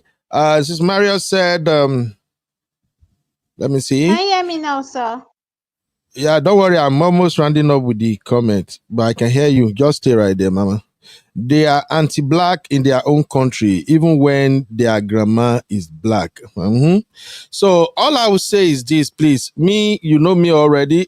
Shout out to you, M. Joes. Just said, my dear, those people are the ones who will be hired over blacks. 100%. Now, don't say maybe I am biased or something. I'm sorry, ladies and gentlemen. For me, I choose me and my kind first. If no one like me, don't like me. I don't pretend. I am black. I am African. I'm a Nigerian. I will always choose that first. So my words to my African brothers and sisters out there, as well as black American brothers and sisters, don't get involved in this shit. Please. I've lived in America for 12 years and I've seen black Americans go through hell. Hell! In fact, tomorrow we are going to review this new Tyler Perry movie, Straw. So if you haven't watched it, watch it. So we come here tomorrow, we review it. There are a lot of lessons in that movie. We'll review it tomorrow. I have seen black Americans go through fire. And one thing that is common about us, one thing we have to fix urgently as black race is to first of all stop differentiating. Because we black, we differentiate too much. This one is Puerto Rican black. This one is black American. This one is Alabama black. It is this America I discovered that even black Americans from different states, they don't like themselves at times. But this show is not about that. All I want to say right now is this. If you're a black person, please don't get involved in this shit. I follow this sister on YouTube. Her channel is Tabitha. I think Tabitha Speak Politics. Sister Rose follow her too. I also follow Ronald Martins and a couple of other black channels. People who are really supporting the blacks. I'm not following all those ones that today they are behind black, tomorrow they are behind white. No. They will tell you what's up. As black person, you should know this. This current government, they've kind of been trying to bait black people for so long. They've done a lot of things to get black people to react. Listen, my people, the government have pushed out so much policy that right now, even the ruling party, they have a lot of shit going on with them. And they need something. They are looking for something to offer their base. Something to distract from all the nonsense that they've created. And they know the easiest way to distract their base is to get black people do one thing. So it will become, oh, the black people have started again. The black people, I keep telling you guys this. I live here for 12 years, and from what I've seen, black people do not commit half of the crime. Why am I even say half? Black people do not commit 20% of the crimes in America. Black people do not live on benefit like the rest of these other people. The only problem is the media see that it is easy to make fun to turn against black folks. So they plastered it everywhere that if you don't live in America, you will literally see black people and you'll be like, oh, wow, this person. It's a freaking lie. These ain't white people. Some of them do a lot of shit and their population is higher. So please, this government is pushed to a tight corner. The government, they are desperately looking for something to give their people so their people can turn away from holding them accountable. This ongoing riot, don't buy it, oh, please. Finally, on this particular topic, here is my advice to you. Ever since Donald Trump comes in, I'm telling you right now, I have never been to a club. I have never been to anywhere I'm not supposed to be. And I'm an American citizen. Bona fide American citizen, oh, with anything. I'm not scared of eyes of anything. But here's the thing. I'm black, I'm African. If I'm coming back from work or I'm going to work and I stop me, it's still going to take a while before they can verify my identity on everything and let me go. Even worse, if they stop me, some of them are really RACE. I be where the RACIST. That's how some of them are. They might stop me, see that I'm even a citizen. It can even annoy them. They can just detail me for at least maybe 1 day or two.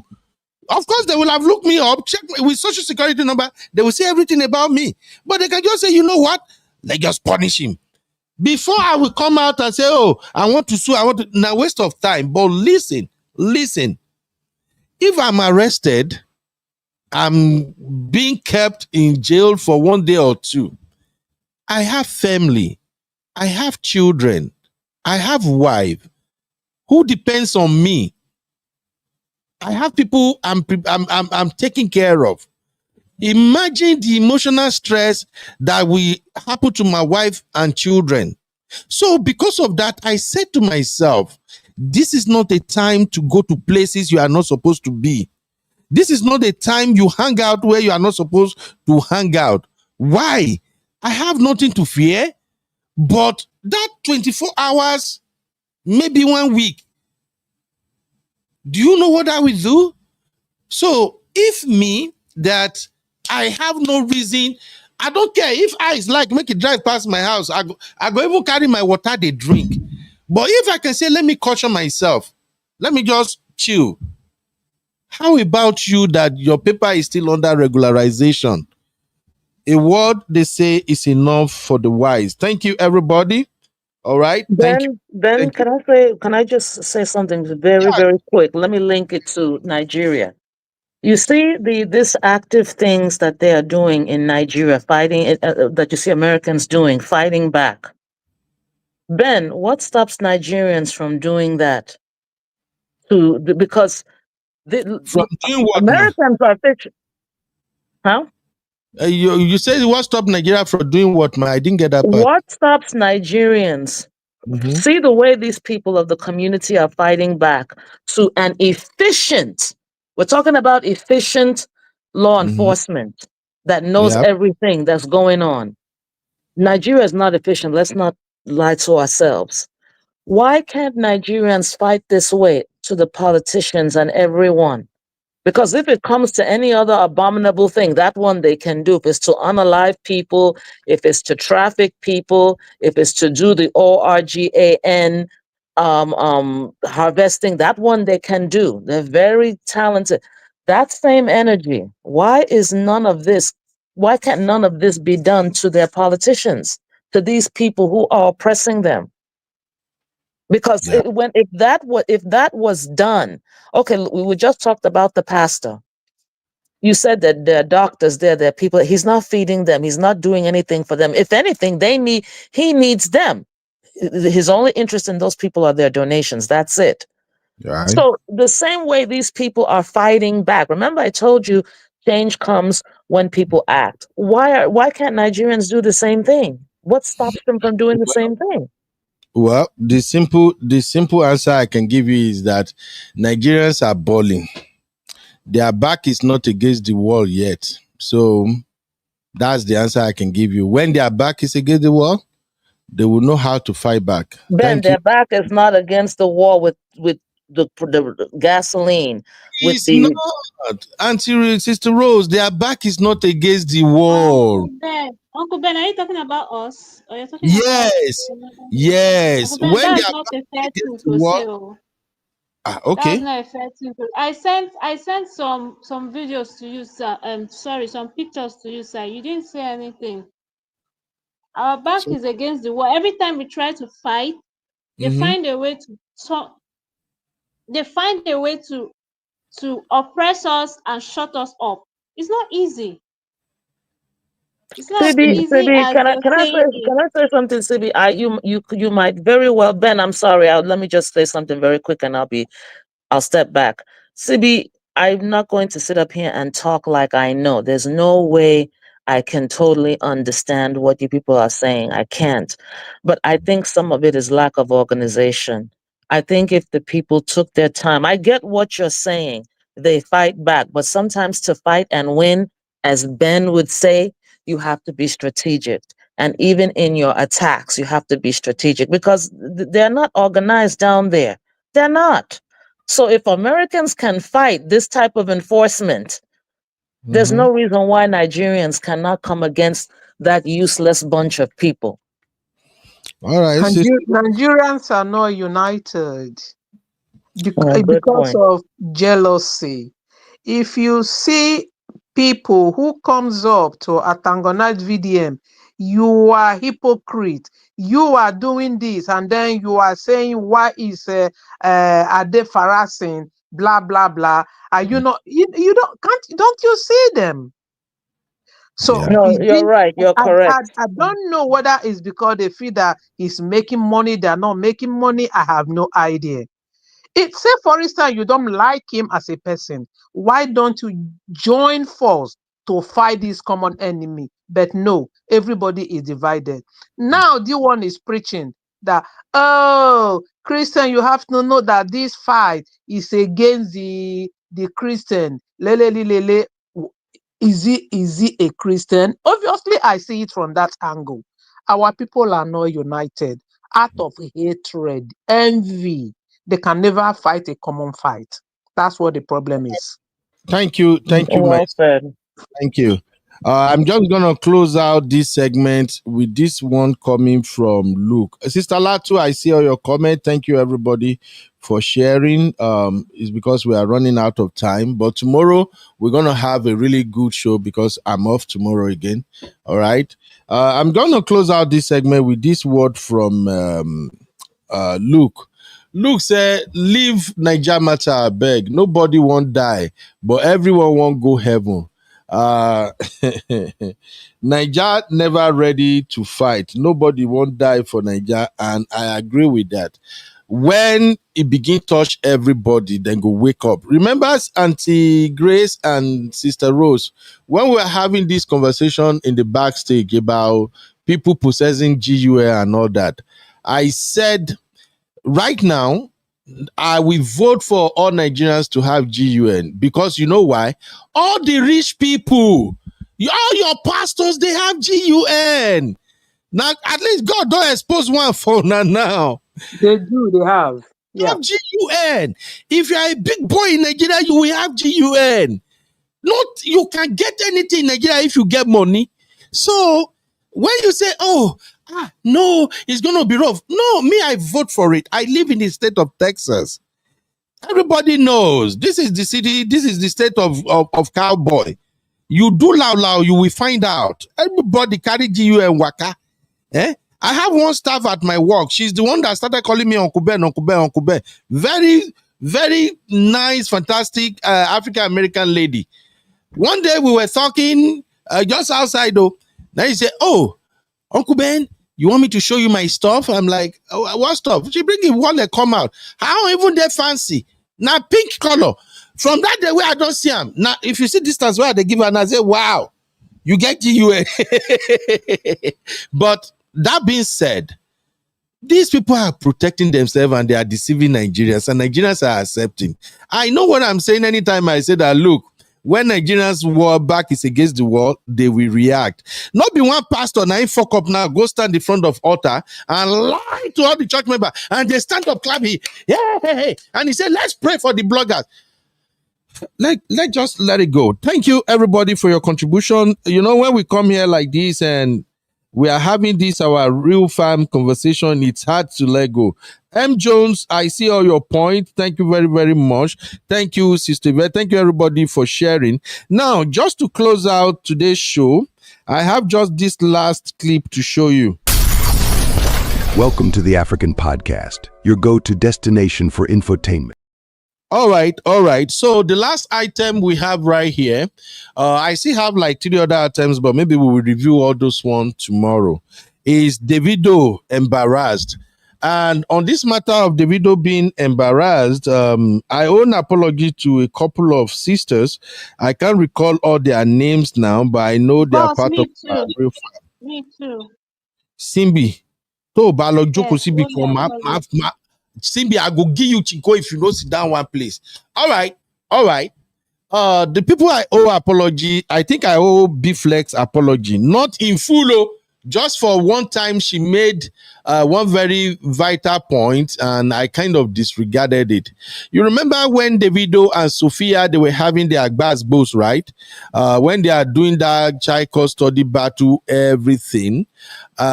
We usually have pre-production meeting, and during our pre-production meeting, B-Flex was disagreeing on so many things that day. She was actually defending Sophia and saying she just don't understand why people don't like this girl, why they are hating her. She said, Mom, she has to act as a mom first. She's trying to protect her daughter. And then B-Flex said, Davido is a nice guy. He's a successful guy. Apparently, he can't do no wrong. But Davido has a team. Every time there are always boys around Davido. If he's going to anywhere, these boys are always moving with him. And I'm like, what does that have to do? He's a superstar. He has to be protected. She now said, no. The reason is that those people around Davido, they are even constitute threat to Imade. I can't wrap my head around it. I'm going to be honest with you. Then I told her that we don't need those people because of security, his team and everything. But B-Flex was just like, I won't understand it. But as a mom, if you want to release your daughter, to his dad, you're still going to consider the environment. Who are the people around that place and everything? Although this does not relate to the video I'm about to show you, but the way it relates is that Davido went to shopping with his daughter, Imade. I don't know wherever they are coming from, but you can see his daughters there. I think both girls, his daughter, or is that little other girl, friend of Imade? I don't know. But apparently, Imade is having fun with his dad. They went out. And when they were coming back, look at this guy that rushed Davido. The guy grabbed Davido leg, they pull him.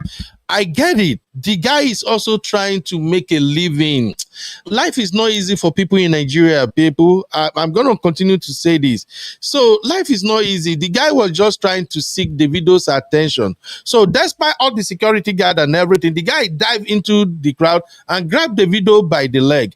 If you have been following Davido, you know that among all the celebrities in Nigeria, Davido is more or less the one that is most friendly with his fans, the public. Davido is respectful to his elders and the younger one. But the point I want to make is this. Welcome, my sister Sherry Shorivia. Welcome, that mom of five. You welcome, my sisters. So the point I want to make is looking at that video and the fact that this guy just ruined a father and daughter outing. And the way he dive in, you know, that can degenerate to something else. People might think this is an attack and everybody will be running a tasketa. And Imade is in that mix. So, B-Flex, I'm sorry, I apologize. We had this conversation about 1 year ago anyway, when that Davido and Sophia matter was ongoing. So, but I just want you to know that I don't forget things. And I see it this morning and I'm like, oh, okay, this is what B-Flex is saying. So now, let's bring this conversation home. Whew. Right now, we are going to have a lot of single father and single mom. There's going to be a lot of co-parenting. And many of these co-parenting will be between mom and popular daddies or dad and popular moms. It's happening here in America too. What can a dad do in a situation like this? Would you blame this guy that grabbed Davido hand? To me, after I listened to this guy's what will I even call whatever he's doing now? His explanation and apology. I discovered that that guy is just an opportunist. He's just being stupid anyway. I don't blame him on the one hand, but he completely get it wrong. I think he chose a very, very poor time and place to do this rubbish. Anyway, let me leave it to our panelist, Sister Ify. No, let's start with Sister Grace. Sister Grace, what will be your take on this one? Or do you want me to play the video so that you can hear him talk? Okay, let me play it quickly. Okay. So you hear him. Please, I beg you all. I mean no harm at all. I'm begging.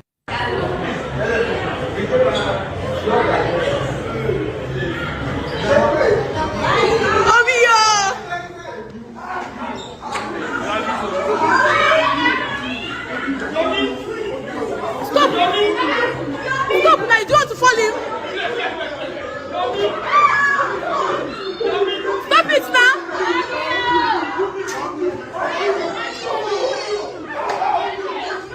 Good morning, my people. My name is Olorunyomi, aka Bip Tunes. I'm an artist. I'm an upcoming independent artist. Okay. Actually, what I did was wrong. I know it was wrong, but I mean no harm to Baba Imade. I mean no harm. I just want his blessings, his forgiveness, This don't start. Please, my people, I mean no harm at all. Please, I want you all to help me beg and tag Davido under this post, under this comment. Please, I beg you all. I mean no harm at all. I'm begging. All right. There you have it. What are your take, my sisters? Auntie Grace, let's quickly have your take. I think Nigerians, I don't know, they don't know their limits. You don't mean harm. You know what you did is wrong, but you did it. How do you justify that? What do you want? Anyway, it's possible he's trending now. People, they're going to insult him, and then his DM will be full with comments. Abby? Maybe that is exactly what he wanted. They just don't know when to stop.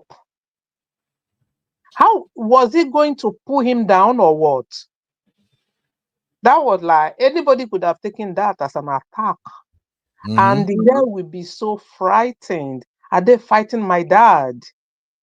You know, there was another one where they were saying, Ima, they come and greet your fan. And she didn't want to come. She was like waving them and then she was running back. I saw that one as well. Davido too, probably he has to reduce the crowd that he move with. He has to define what he wants with this kind of crowd. I understand he's a Yoruba guy. I understand he's into them, all these alaye. When they hate them, maybe their head kind of, I don't know what it is. So you know what you did is wrong, and you're asking them to tag the video. What for? You want to blow? They just don't know when to stop. That is just the whole thing.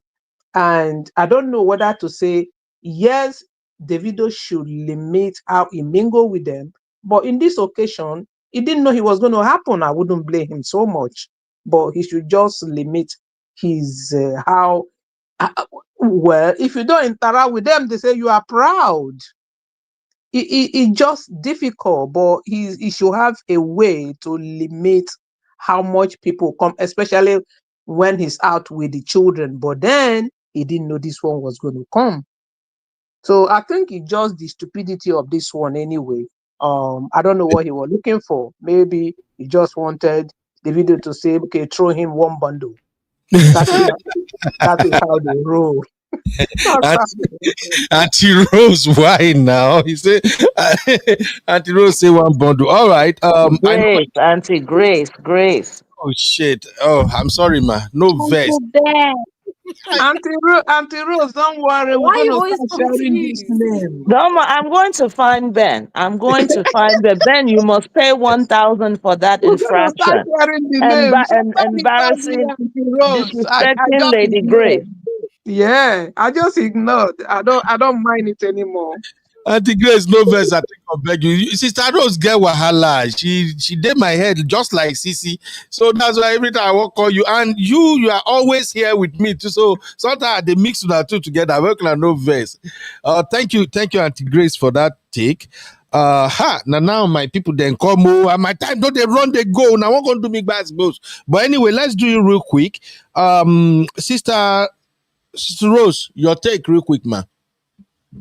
Ben, the story of Nigeria is very tiring. So, real quick, it's very difficult being a celebrity anywhere in the world. Even in America, it's a big problem. You even see similar problems. Then we have the issue of desperation. I don't understand this guy. One part of me wants to feel sorry for him because the state of Nigeria makes people desperate. But still, that's very inappropriate behavior. Okay, you want his attention. Why do you grab his leg? When you grab his leg, he's gonna fall. Put him What's down. that? So it's like I don't know. One point I want to condemn him, and another point I see his desperation. Desperation makes people do all kinds of ridiculous things in a country like that. So I don't even know what to say. I don't know if to feel sorry for him. I don't know if to say fine him because his behavior was inappropriate. And Yeah. finally, we have to consider, and when you have little children like that and you're a celebrity, it is what it is. He may have to either bump up security, or you know what, maybe he's rich. I think they're a family of billionaires. Okay, take your kids out, overseas. Maybe it'll be more, it won't be so much. Or bring the gifts to your kids, Wow. because that's not safe. He's a celebrity. There's nothing he can do about it. Even the ones in America go through it.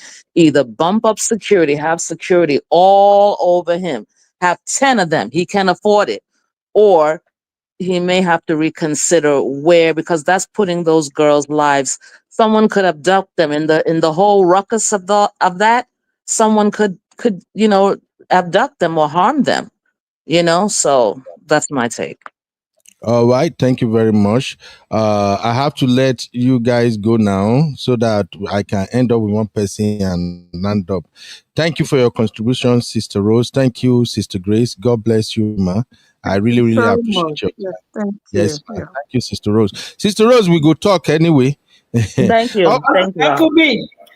yeah. Uncle B. Yes, You know, ma'am. let me tell you, I was just going through Instagram. You see this country called Nigeria. You know, they started mimicking Adefarasin. They ain't go collect now. Trust Oh my God. Nigerians. One person, one person carry blow dryer, the other person carry spoon. What is it called? Gary Turner. You will laugh. I mean, look, you see, Nigerians, we are not that difficult to govern. It's just that unfortunately we have bad leaders. Yep. Only if we can unite together and put this issue of tribe and religion apart, because they know that is the weapon they have against us. You know, look at me being in Igbo and look at Uncle B being Yoruba. We are all having fun here. The only time we are divided is during when it's time for election.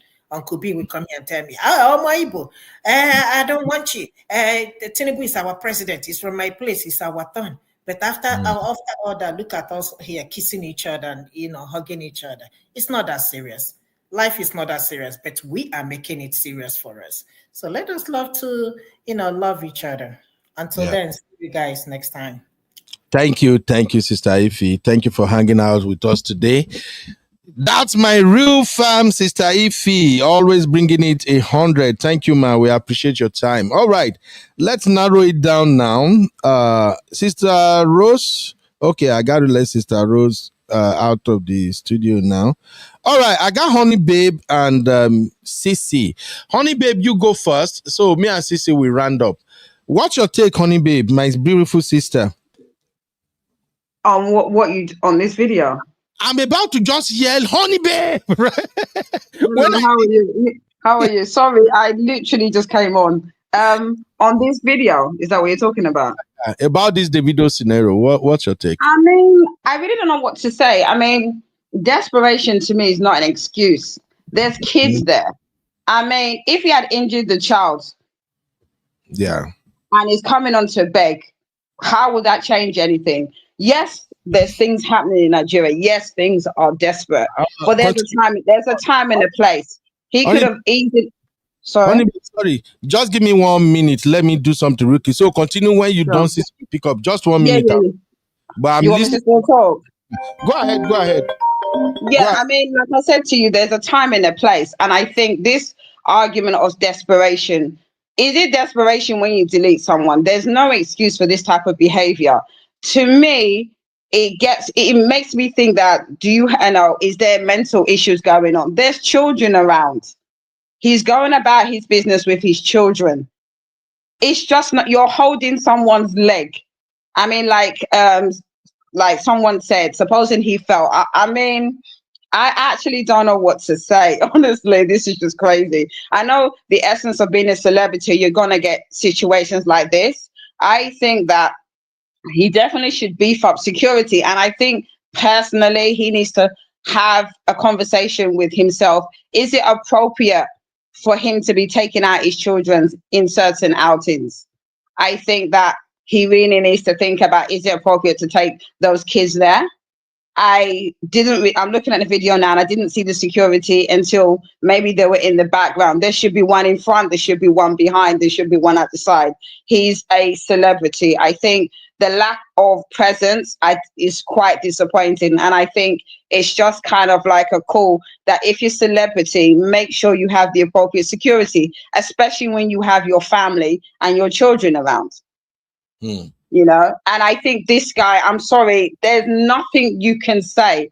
There's nothing you can say to justify this. And I think it just goes to lack of accountability in terms of people that their excuse for bad behavior is that I'm poor or I'm desperate. It's bullshit. And it's wrong. Wait, Honey Babe.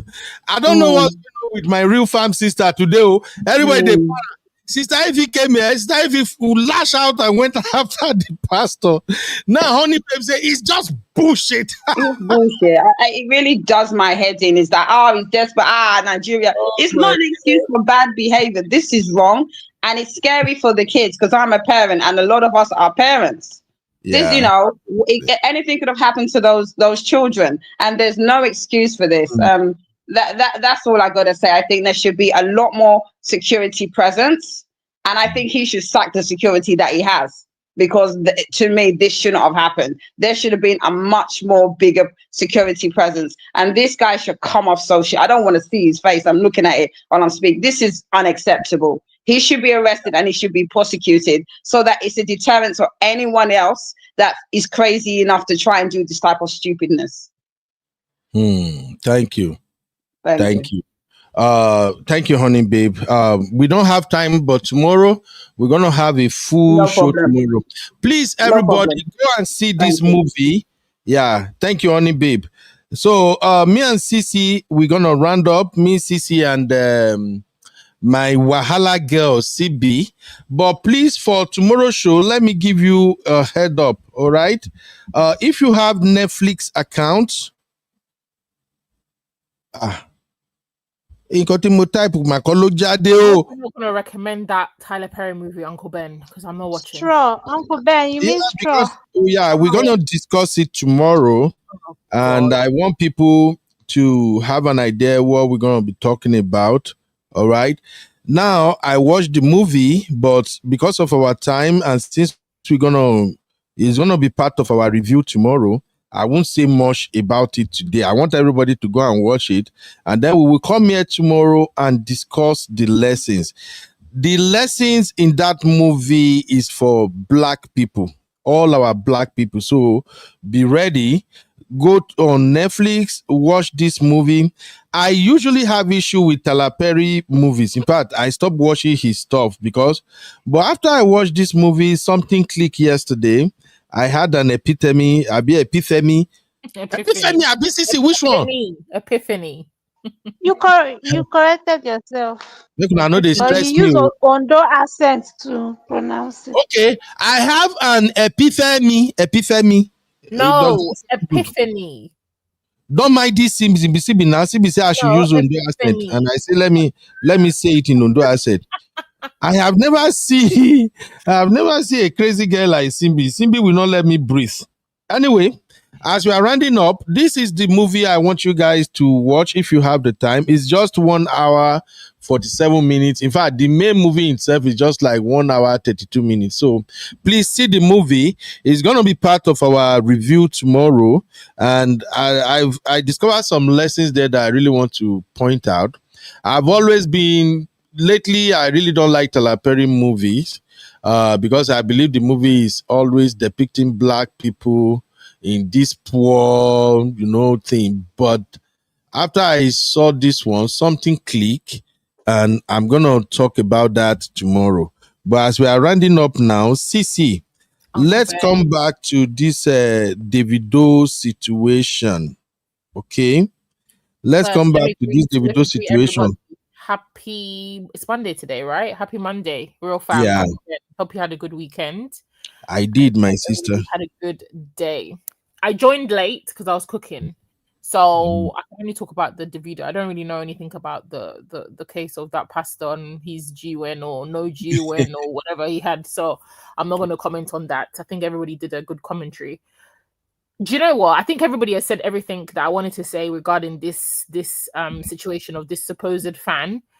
But for me, I think I need the level of Davido's calmness, and I think his level of I would say it's emotional intelligence in that situation to not escalate it, to not react in a way that probably most people would have escalated the situation. It needs to be studied, right? Because for him to be so calm, he was at one point you can see he's smiling, but I think he's smiling out of that nervousness where some people smile or laugh when they're nervous, right? But for him not to be immediately aggressive, like to kick because a normal reaction for somebody like me, if you run up on me and I have my kids, I'm in fighting mode immediately. You're not going to get this happy smiling. I'm going to fight you with everything. I would have been stomping that person, because why would you run up on somebody? They're walking with their children. I don't care the level of respect or admiration or fandom that you have. It's an inappropriate time to to grab somebody and enter their personal space. Like, I don't understand. I feel like this boy was just doing it for content. And some of these Gen Z that like doing all this nonsense for content, one day they're gonna get hurt seriously, or they're gonna end up in jail. I think the only reason he's not in jail is probably because Davido said just allow him. Any other celebrity like that pastor, he would have been like in a box, because you do stupid things to get certain reactions because you want to create content. It doesn't make sense to me. Sometimes these people need to think. It's not everything you do for content. Sometimes think about the implication. Because I saw that video that Auntie Grace was talking about when this girl, Imadi, was coming out. The girl was so scared. The way she ran, she was hesitating to come out of the gate, and she just ran into the car. Like, I mean, come on. Learn to leave these celebrities alone. They're just normal people like you and like all of us. They bleed, they take a shit like everybody else. The fact is their bank balance is different and they have a talent. Doesn't mean that you need to like accost them just anyhow. You're saying that you're admiring him. What are you admiring? By grabbing him? Like, I just think it's just stupid. He's trying to get notoriety. Great, let him enjoy his 5 minutes of fame, but it's totally the wrong way to go about it if you're trying to get recognition. And people shouldn't follow his example, because you can get badly hurt, you know. Today it can be a Davido whose temperament is calm, but next time it might be somebody else who's not going to have your time. So let's just be careful. Yeah. All right. My M Jones said something, and I think it's quite interesting. Simbi, you want to read the comment from M Jones? I just wanted to like shine light on something quick. Okay, so M Jones is saying Davido loves all the attention. Everything he's doing, they announce his whereabouts. Wizkid and other celebs spend time with their kids in Nigeria, and this doesn't happen. Do you hear me, sir? Yes, I hear you. Now, here is what I'm thinking. I love Davido. I like Davido. Honestly, I like Davido. He's like my number one top celebrity in Nigeria. And I also know that Davido still want to win Grammy. Dudes need that Grammy so bad. Of course, he's protected his brand at the end of the day. So, and at the same time, I know there is this competition about views on Spotify, as well as other streaming, music streaming platforms. And for you to get that views and all that, you have to be in the news constantly. Then the situation with Imade's mom, Sophia, it went south, and I think since they finally figured a way to reconcile, he's just tried to bond with Imade as much as possible. If you watch the birthday they had for Imade, some people were actually saying that it seems the rapport between Imade and Davido is no longer there like it used to be, which I understand. And thank God, Sisi, you are here. You are a parent, so you will get what I want to say now. There is something about children when they hit age 10. From age 10 to 13, you are going to struggle to become their friend again. I went through this myself, because from age 10, nowadays your kids will definitely have access to phone or laptop. So even if you don't give them phone, they can still communicate with their friends with their laptop and all that. So at age 10, they are more into their friends now. Everything is about their friends. So if you, as a parent, you don't live in the same household with them, chances is that whatever bond they have created with you, you are going to lose some of it, because now it's more about their friends. It's more about them trying to exploit the world. So with Imade and Davido now, I think that bond, he has really missed that bond. So he's trying to connect by fire, by fire, by force. And he's also trying to probably show to the world that, hey, I'm a great dad. I'm back with my baby. And finally, Imade is like Iyabo. If you are a Yoruba, you understand that. In Yoruba, when you lost your mom, if your mom have 6 kids, 7 or 5, it doesn't matter. After you lost your mom, any of your sibling that gave birth to a girl, after you lost your mom, that girl automatically become an Iyabo. Bimpe, am I right? Bimpe is here. I think some of my Yoruba sisters are here. They can testify to that. So I think Yes, you're right, sir. yeah. So Imade is an Iyabo to Davido. And like me now, my daughter, Bibi, is an Iyabo to me. You know, I lost my mom. My mom is like the greatest love of my life. I lost her, and then I found my wife, and then we had my baby girl. So Bibi is an Iyabo. And any daughter that is considered an Iyabo, they have special place in their father's heart. But that being said, I love Davido. If it turns out, because I saw a comment where somebody said Davido is probably enjoying this attention. If it turns out that Davido is announcing his whereabouts, oh, I'm taking Imade to this tomorrow, we're going that place tomorrow, then I will have an issue with Davido. That is not how you bond with your children. Fame is crazy. And that's why I said I apologize to B-Flex earlier. Fame is crazy. Your children want a me time with you. Your children don't want to have a me time with the world. Anytime I see Imade in public around his dad and this nonsense is happening, look at her eyes. You can see that she is not used to this type of attention.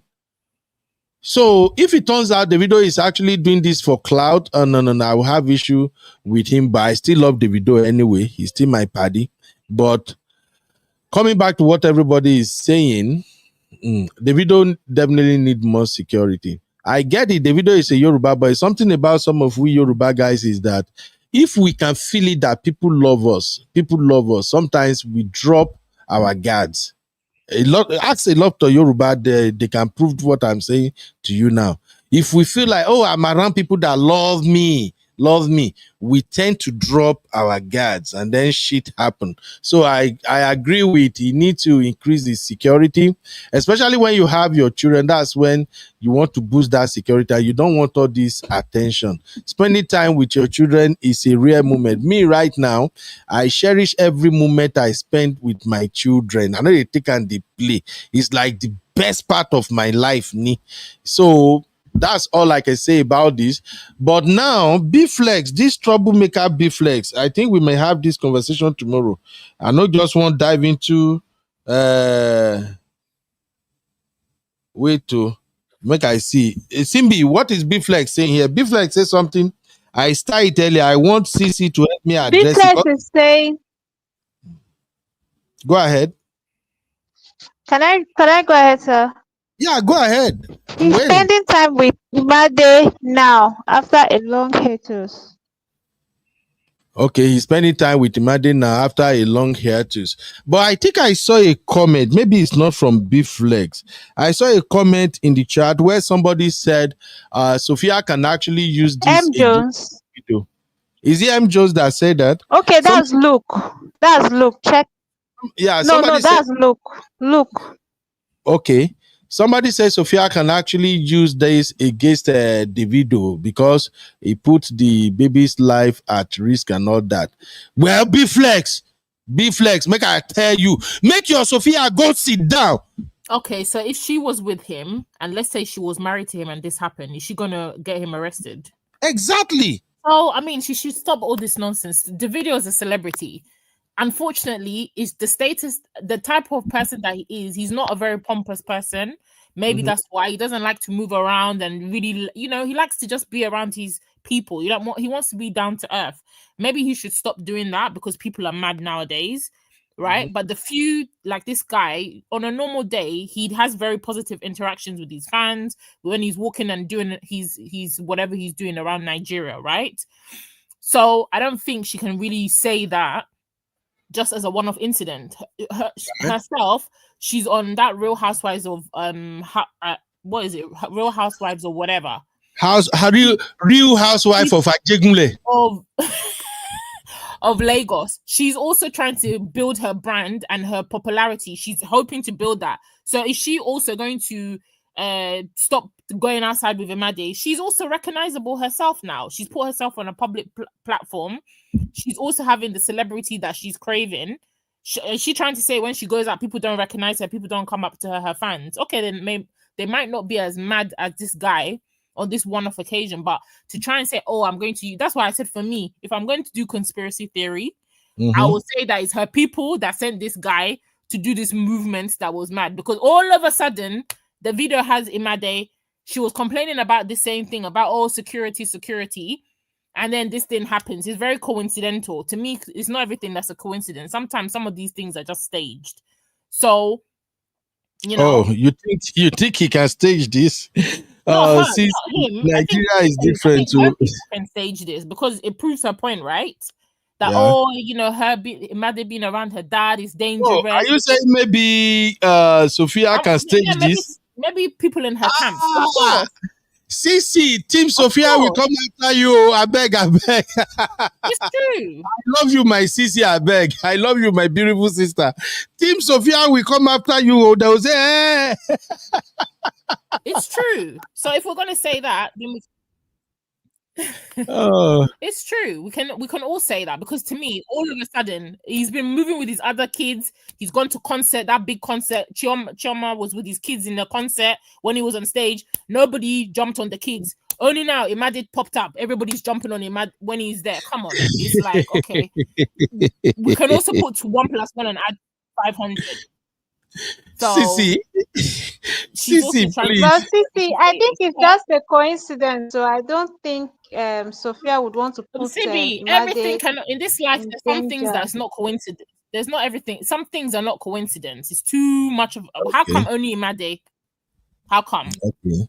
Oh, well, you have a point too. That Sophia is a desperate woman.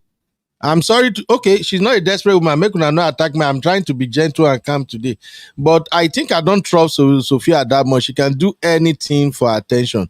Her ratings on that their housewife of Ajegunle is really dropping. She's not really getting good ratings, so anything can happen. She can use this one. No, you know the way these people do when you are dealing with celebrity. Anytime you feel like you are broke, you don't have money, or people are not paying you attention, just go drag the celebrity.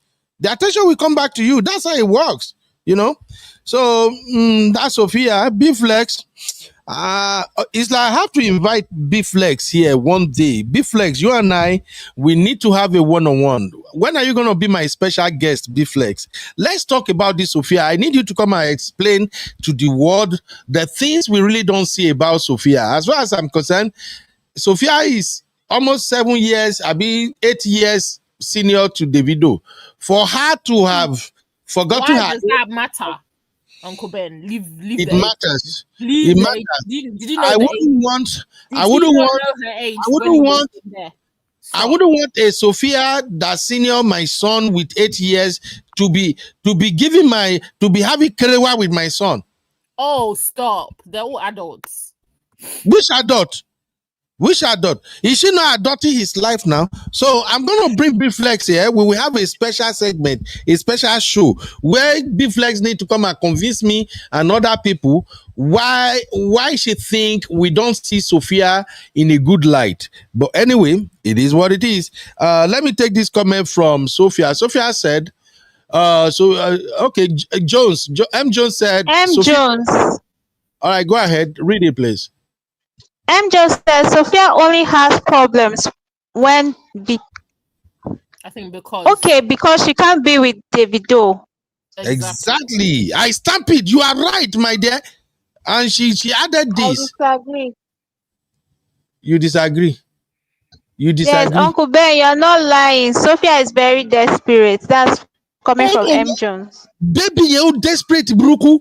She wanted Davido by anything before my Chioma grabbing Davido. Nothing say it easy. She wanted Davido like make it easy on Sophia. Okay. I'm not saying anything. Did I say anything that is wrong now? We're not gonna do this battle of Sophia and Davido because you don't know. You as a man, you know the things that men say to women to make them feel that something is going a certain way, and then they'll disappoint you. So they'll be saying one thing, but their actions is doing another thing. So on that, I'm not going to say anything bad about the girl because a lot of women have been in that situation. But right? Sissy, that is the more reason why I said I can't allow a woman that senior my son. I don't care when my son grow up. Maybe if my son is in the 40 or the woman is in the 50, that's cool. But if my son is still younger, Davido, and a woman senior that son like 10 years, sorry, I know I'm a coconut head, though, making a no verse. I'm just saying, Kole walk, There's some no people that verse. don't care about age gap. Me, my problem is not the age gap. My problem is Okay, what's your problem? I don't know. My problem is I just don't like the fact that she was using her child against a father that is present. That's my only issue with Sophia. That is it. Any other thing is their relationship, whatever the promises that this man has been promising her on the back door. If she wasn't smart enough to read the handwriting on the wall, but as women, we fall for these sweet nothings. You fall for the false promises. He gives you a little bit. He takes back 10 steps. He gives you a little bit. So he keeps on giving you crumbs, and you keep on lapping it up. So I'm not going to say that she's a bad person for that. It's what a lot of women go through when they're in these type of toxic relationships, right? All right. My only issue with her was her keeping her child away from the dad when the dad is actually not a bad father. That's my only issue with her. Okay, I see you, Cece. Anyway, I see you, Cece. I see what you're trying to do, Cece. Oh, adults. What am I trying to do?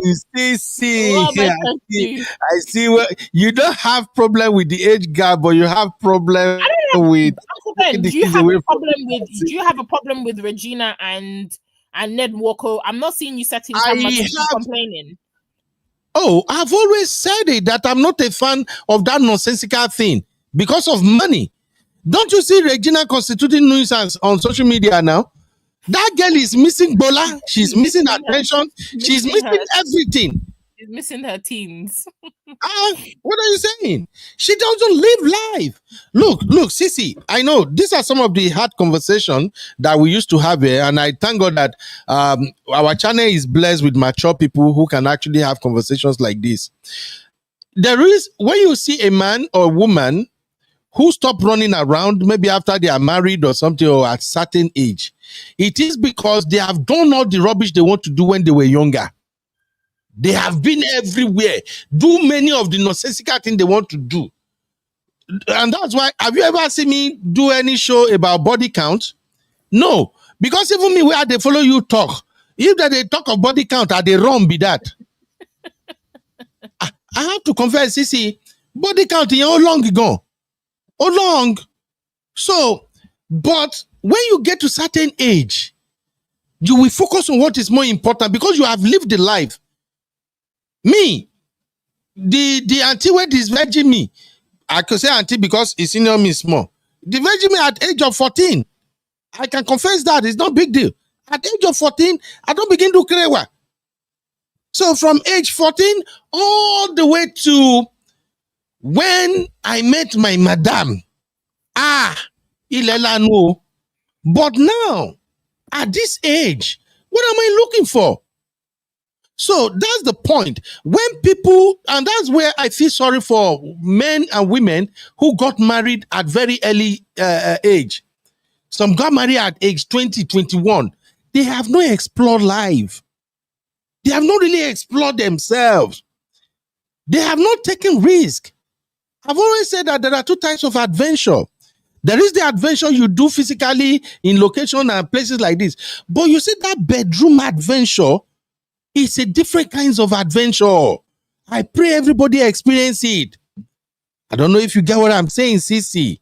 So, I am not a fan of an older man getting married to a girl between the age of 20 to 24. They have not really explored life. You're just going to cage them. There are things they need to find out the hard way. When it comes to this bedroom activity, they are supposed to at least get small body count. I'm not against that. I'm not preaching it though. I'm not advising that you should do it though. But sometimes having at least 4 or 5 body counts is okay. It adds up to your experience. See, you are laughing. Okay, that didn't come out well, right? Imagine. Sissy, that will not come out well. Okay, as an uncle, I'm not preaching that you should do it. Don't do it. In fact, I want you to be a virgin before you get married, though. Don't do it. But I'm just saying What there is are Cherish? always What is Cherish saying in the comments? Cherish, who went there? Cherish is not even, she not even send anybody these days. So what is Cherish saying, CB? Cherish, Sister Cherish need deliverance. She said, yes, adventure is good though, but not from behind, please. No way.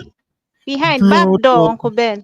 Blood of Zachariah, you are missing out. Sissy, please. Uncle Ben is not the one you're thinking. I said back door. Allow people to try what they want to do in the bedroom. Yes, hallelujah. Oh, Sissy, preach. Uncle Ben, I don't think you understand. I understand, Baje. Sissy, preach. Preach it. Allow people to do what they want to do in their bedroom. For as long as it's not affecting you, everybody should mind their business.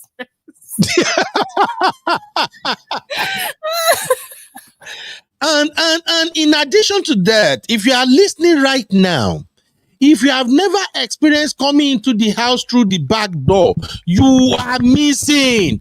If you get married without coming through the back door into the house, you are going to cheat eventually. Okay, Sissy, you are laughing now. I just leave you. Sissy, you are a troublemaker. It wasn't me. That was Cherish. Jesus Christ. I don't think backdoor antics is people's problems. I think somebody told me, I read something. It said, you have to go and do this. Is it called cherry drop? Sissy, stop. I take your bed. I'm fasting. Tomorrow come and preach your balablu. Please, Sissy. I'm fasting. No, no spoil my fasting. Bad girl. Hey. I'm a broken Sissy. Yeah, Sissy need deliverance. Wow. Sissy won't carry me go where I don't know. I beg you, Sissy, leave me.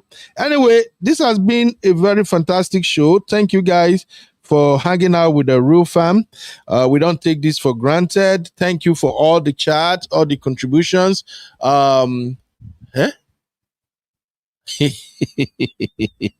Cherish, no do this one now. Cherish Olivia, you are not a Nigerian politician now. Why are you doing like this? Sister Cherish now say not doggy. Uncle Ben, I corrected you now. I told you it's not doggy she was talking about. She was talking about the ANAL. I was trying to correct you, but you didn't. Anytime Simbi's talking, Uncle Ben doesn't like to listen. It's okay. Simbi, I have a question for you as we are rounding up now. Lately, the kind of comment you are leaving, Simbi, Kilo Shele. We did one show and I saw Sissy asking you, Simbi, is everything all right? Because you are the one who came here and you spoke about withdrawal method. You came here the other day, you spoke about something. I just ignore you. Simbi, sure we're okay. Is everything okay, Omoy? Talk to me. CB. I said I'm shocked. Uncle Ben, I'm fine, no. You sure?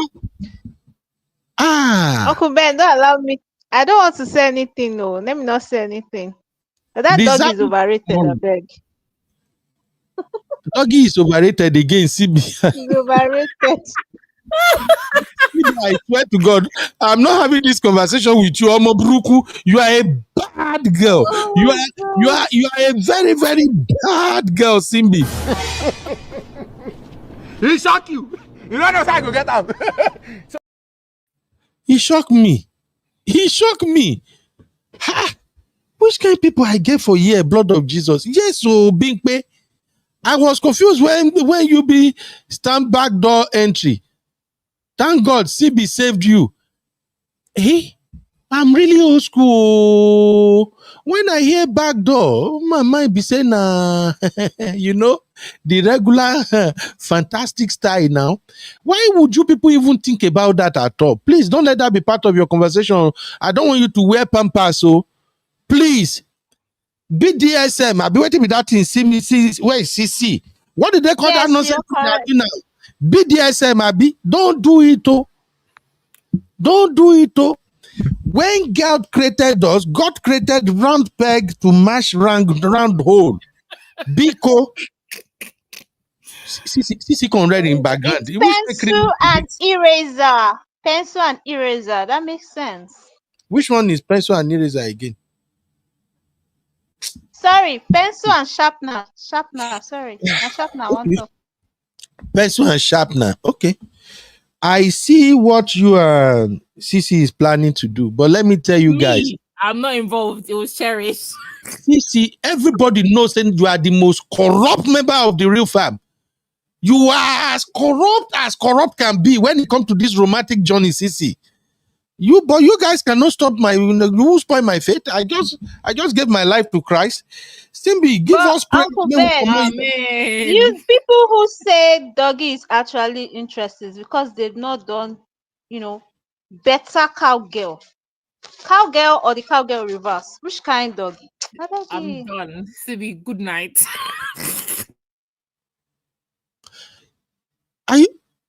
Is this Simbi? Where is this story? Is that AI? It's AI. It's not Simbi. Uncle Ben, who is today? It's AI. It's AI. This is not Simbi. This guy know well at all. I was going to say Simbi should pray for us so we can end this show here, but no prayer today. I cannot allow CB to use the same mouth she take they describe all this thing to pray for us today. Sissy, give us final prayer. Let us leave here. CB cannot do today's prayer. Sissy, give us final prayer, please. In Jesus' name. Father, bless us. Fill our pockets with money. CB, I say, man, you not pray. I'm not going to do amen to today's prayer. You are a corrupt young girl. Sissy, give us prayer, I beg. CB cannot come and lead me to hellfire. Sissy knows I be pray. You don't reach prayer now. Sissy don't run. No. Sissy!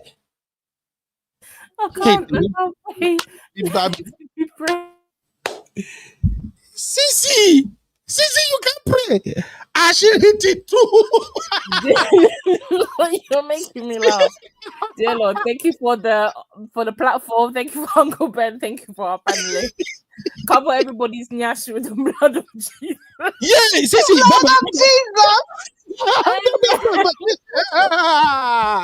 Jesus Christ, with my music.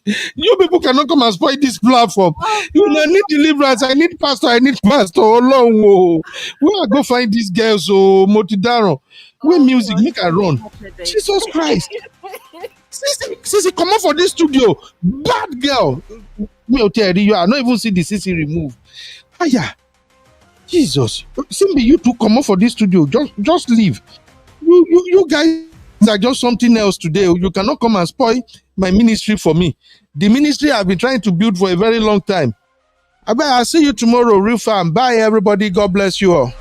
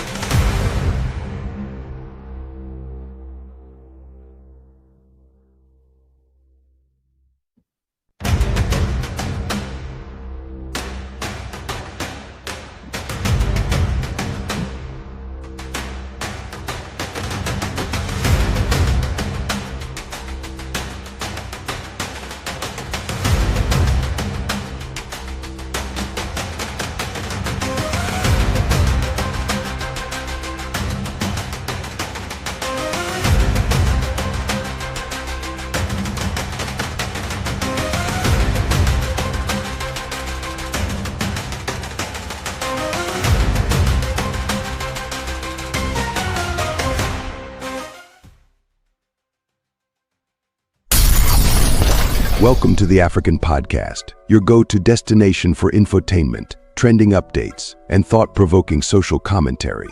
Be sure to subscribe to our channel, hit that thumbs up button, and get ready to join the conversation.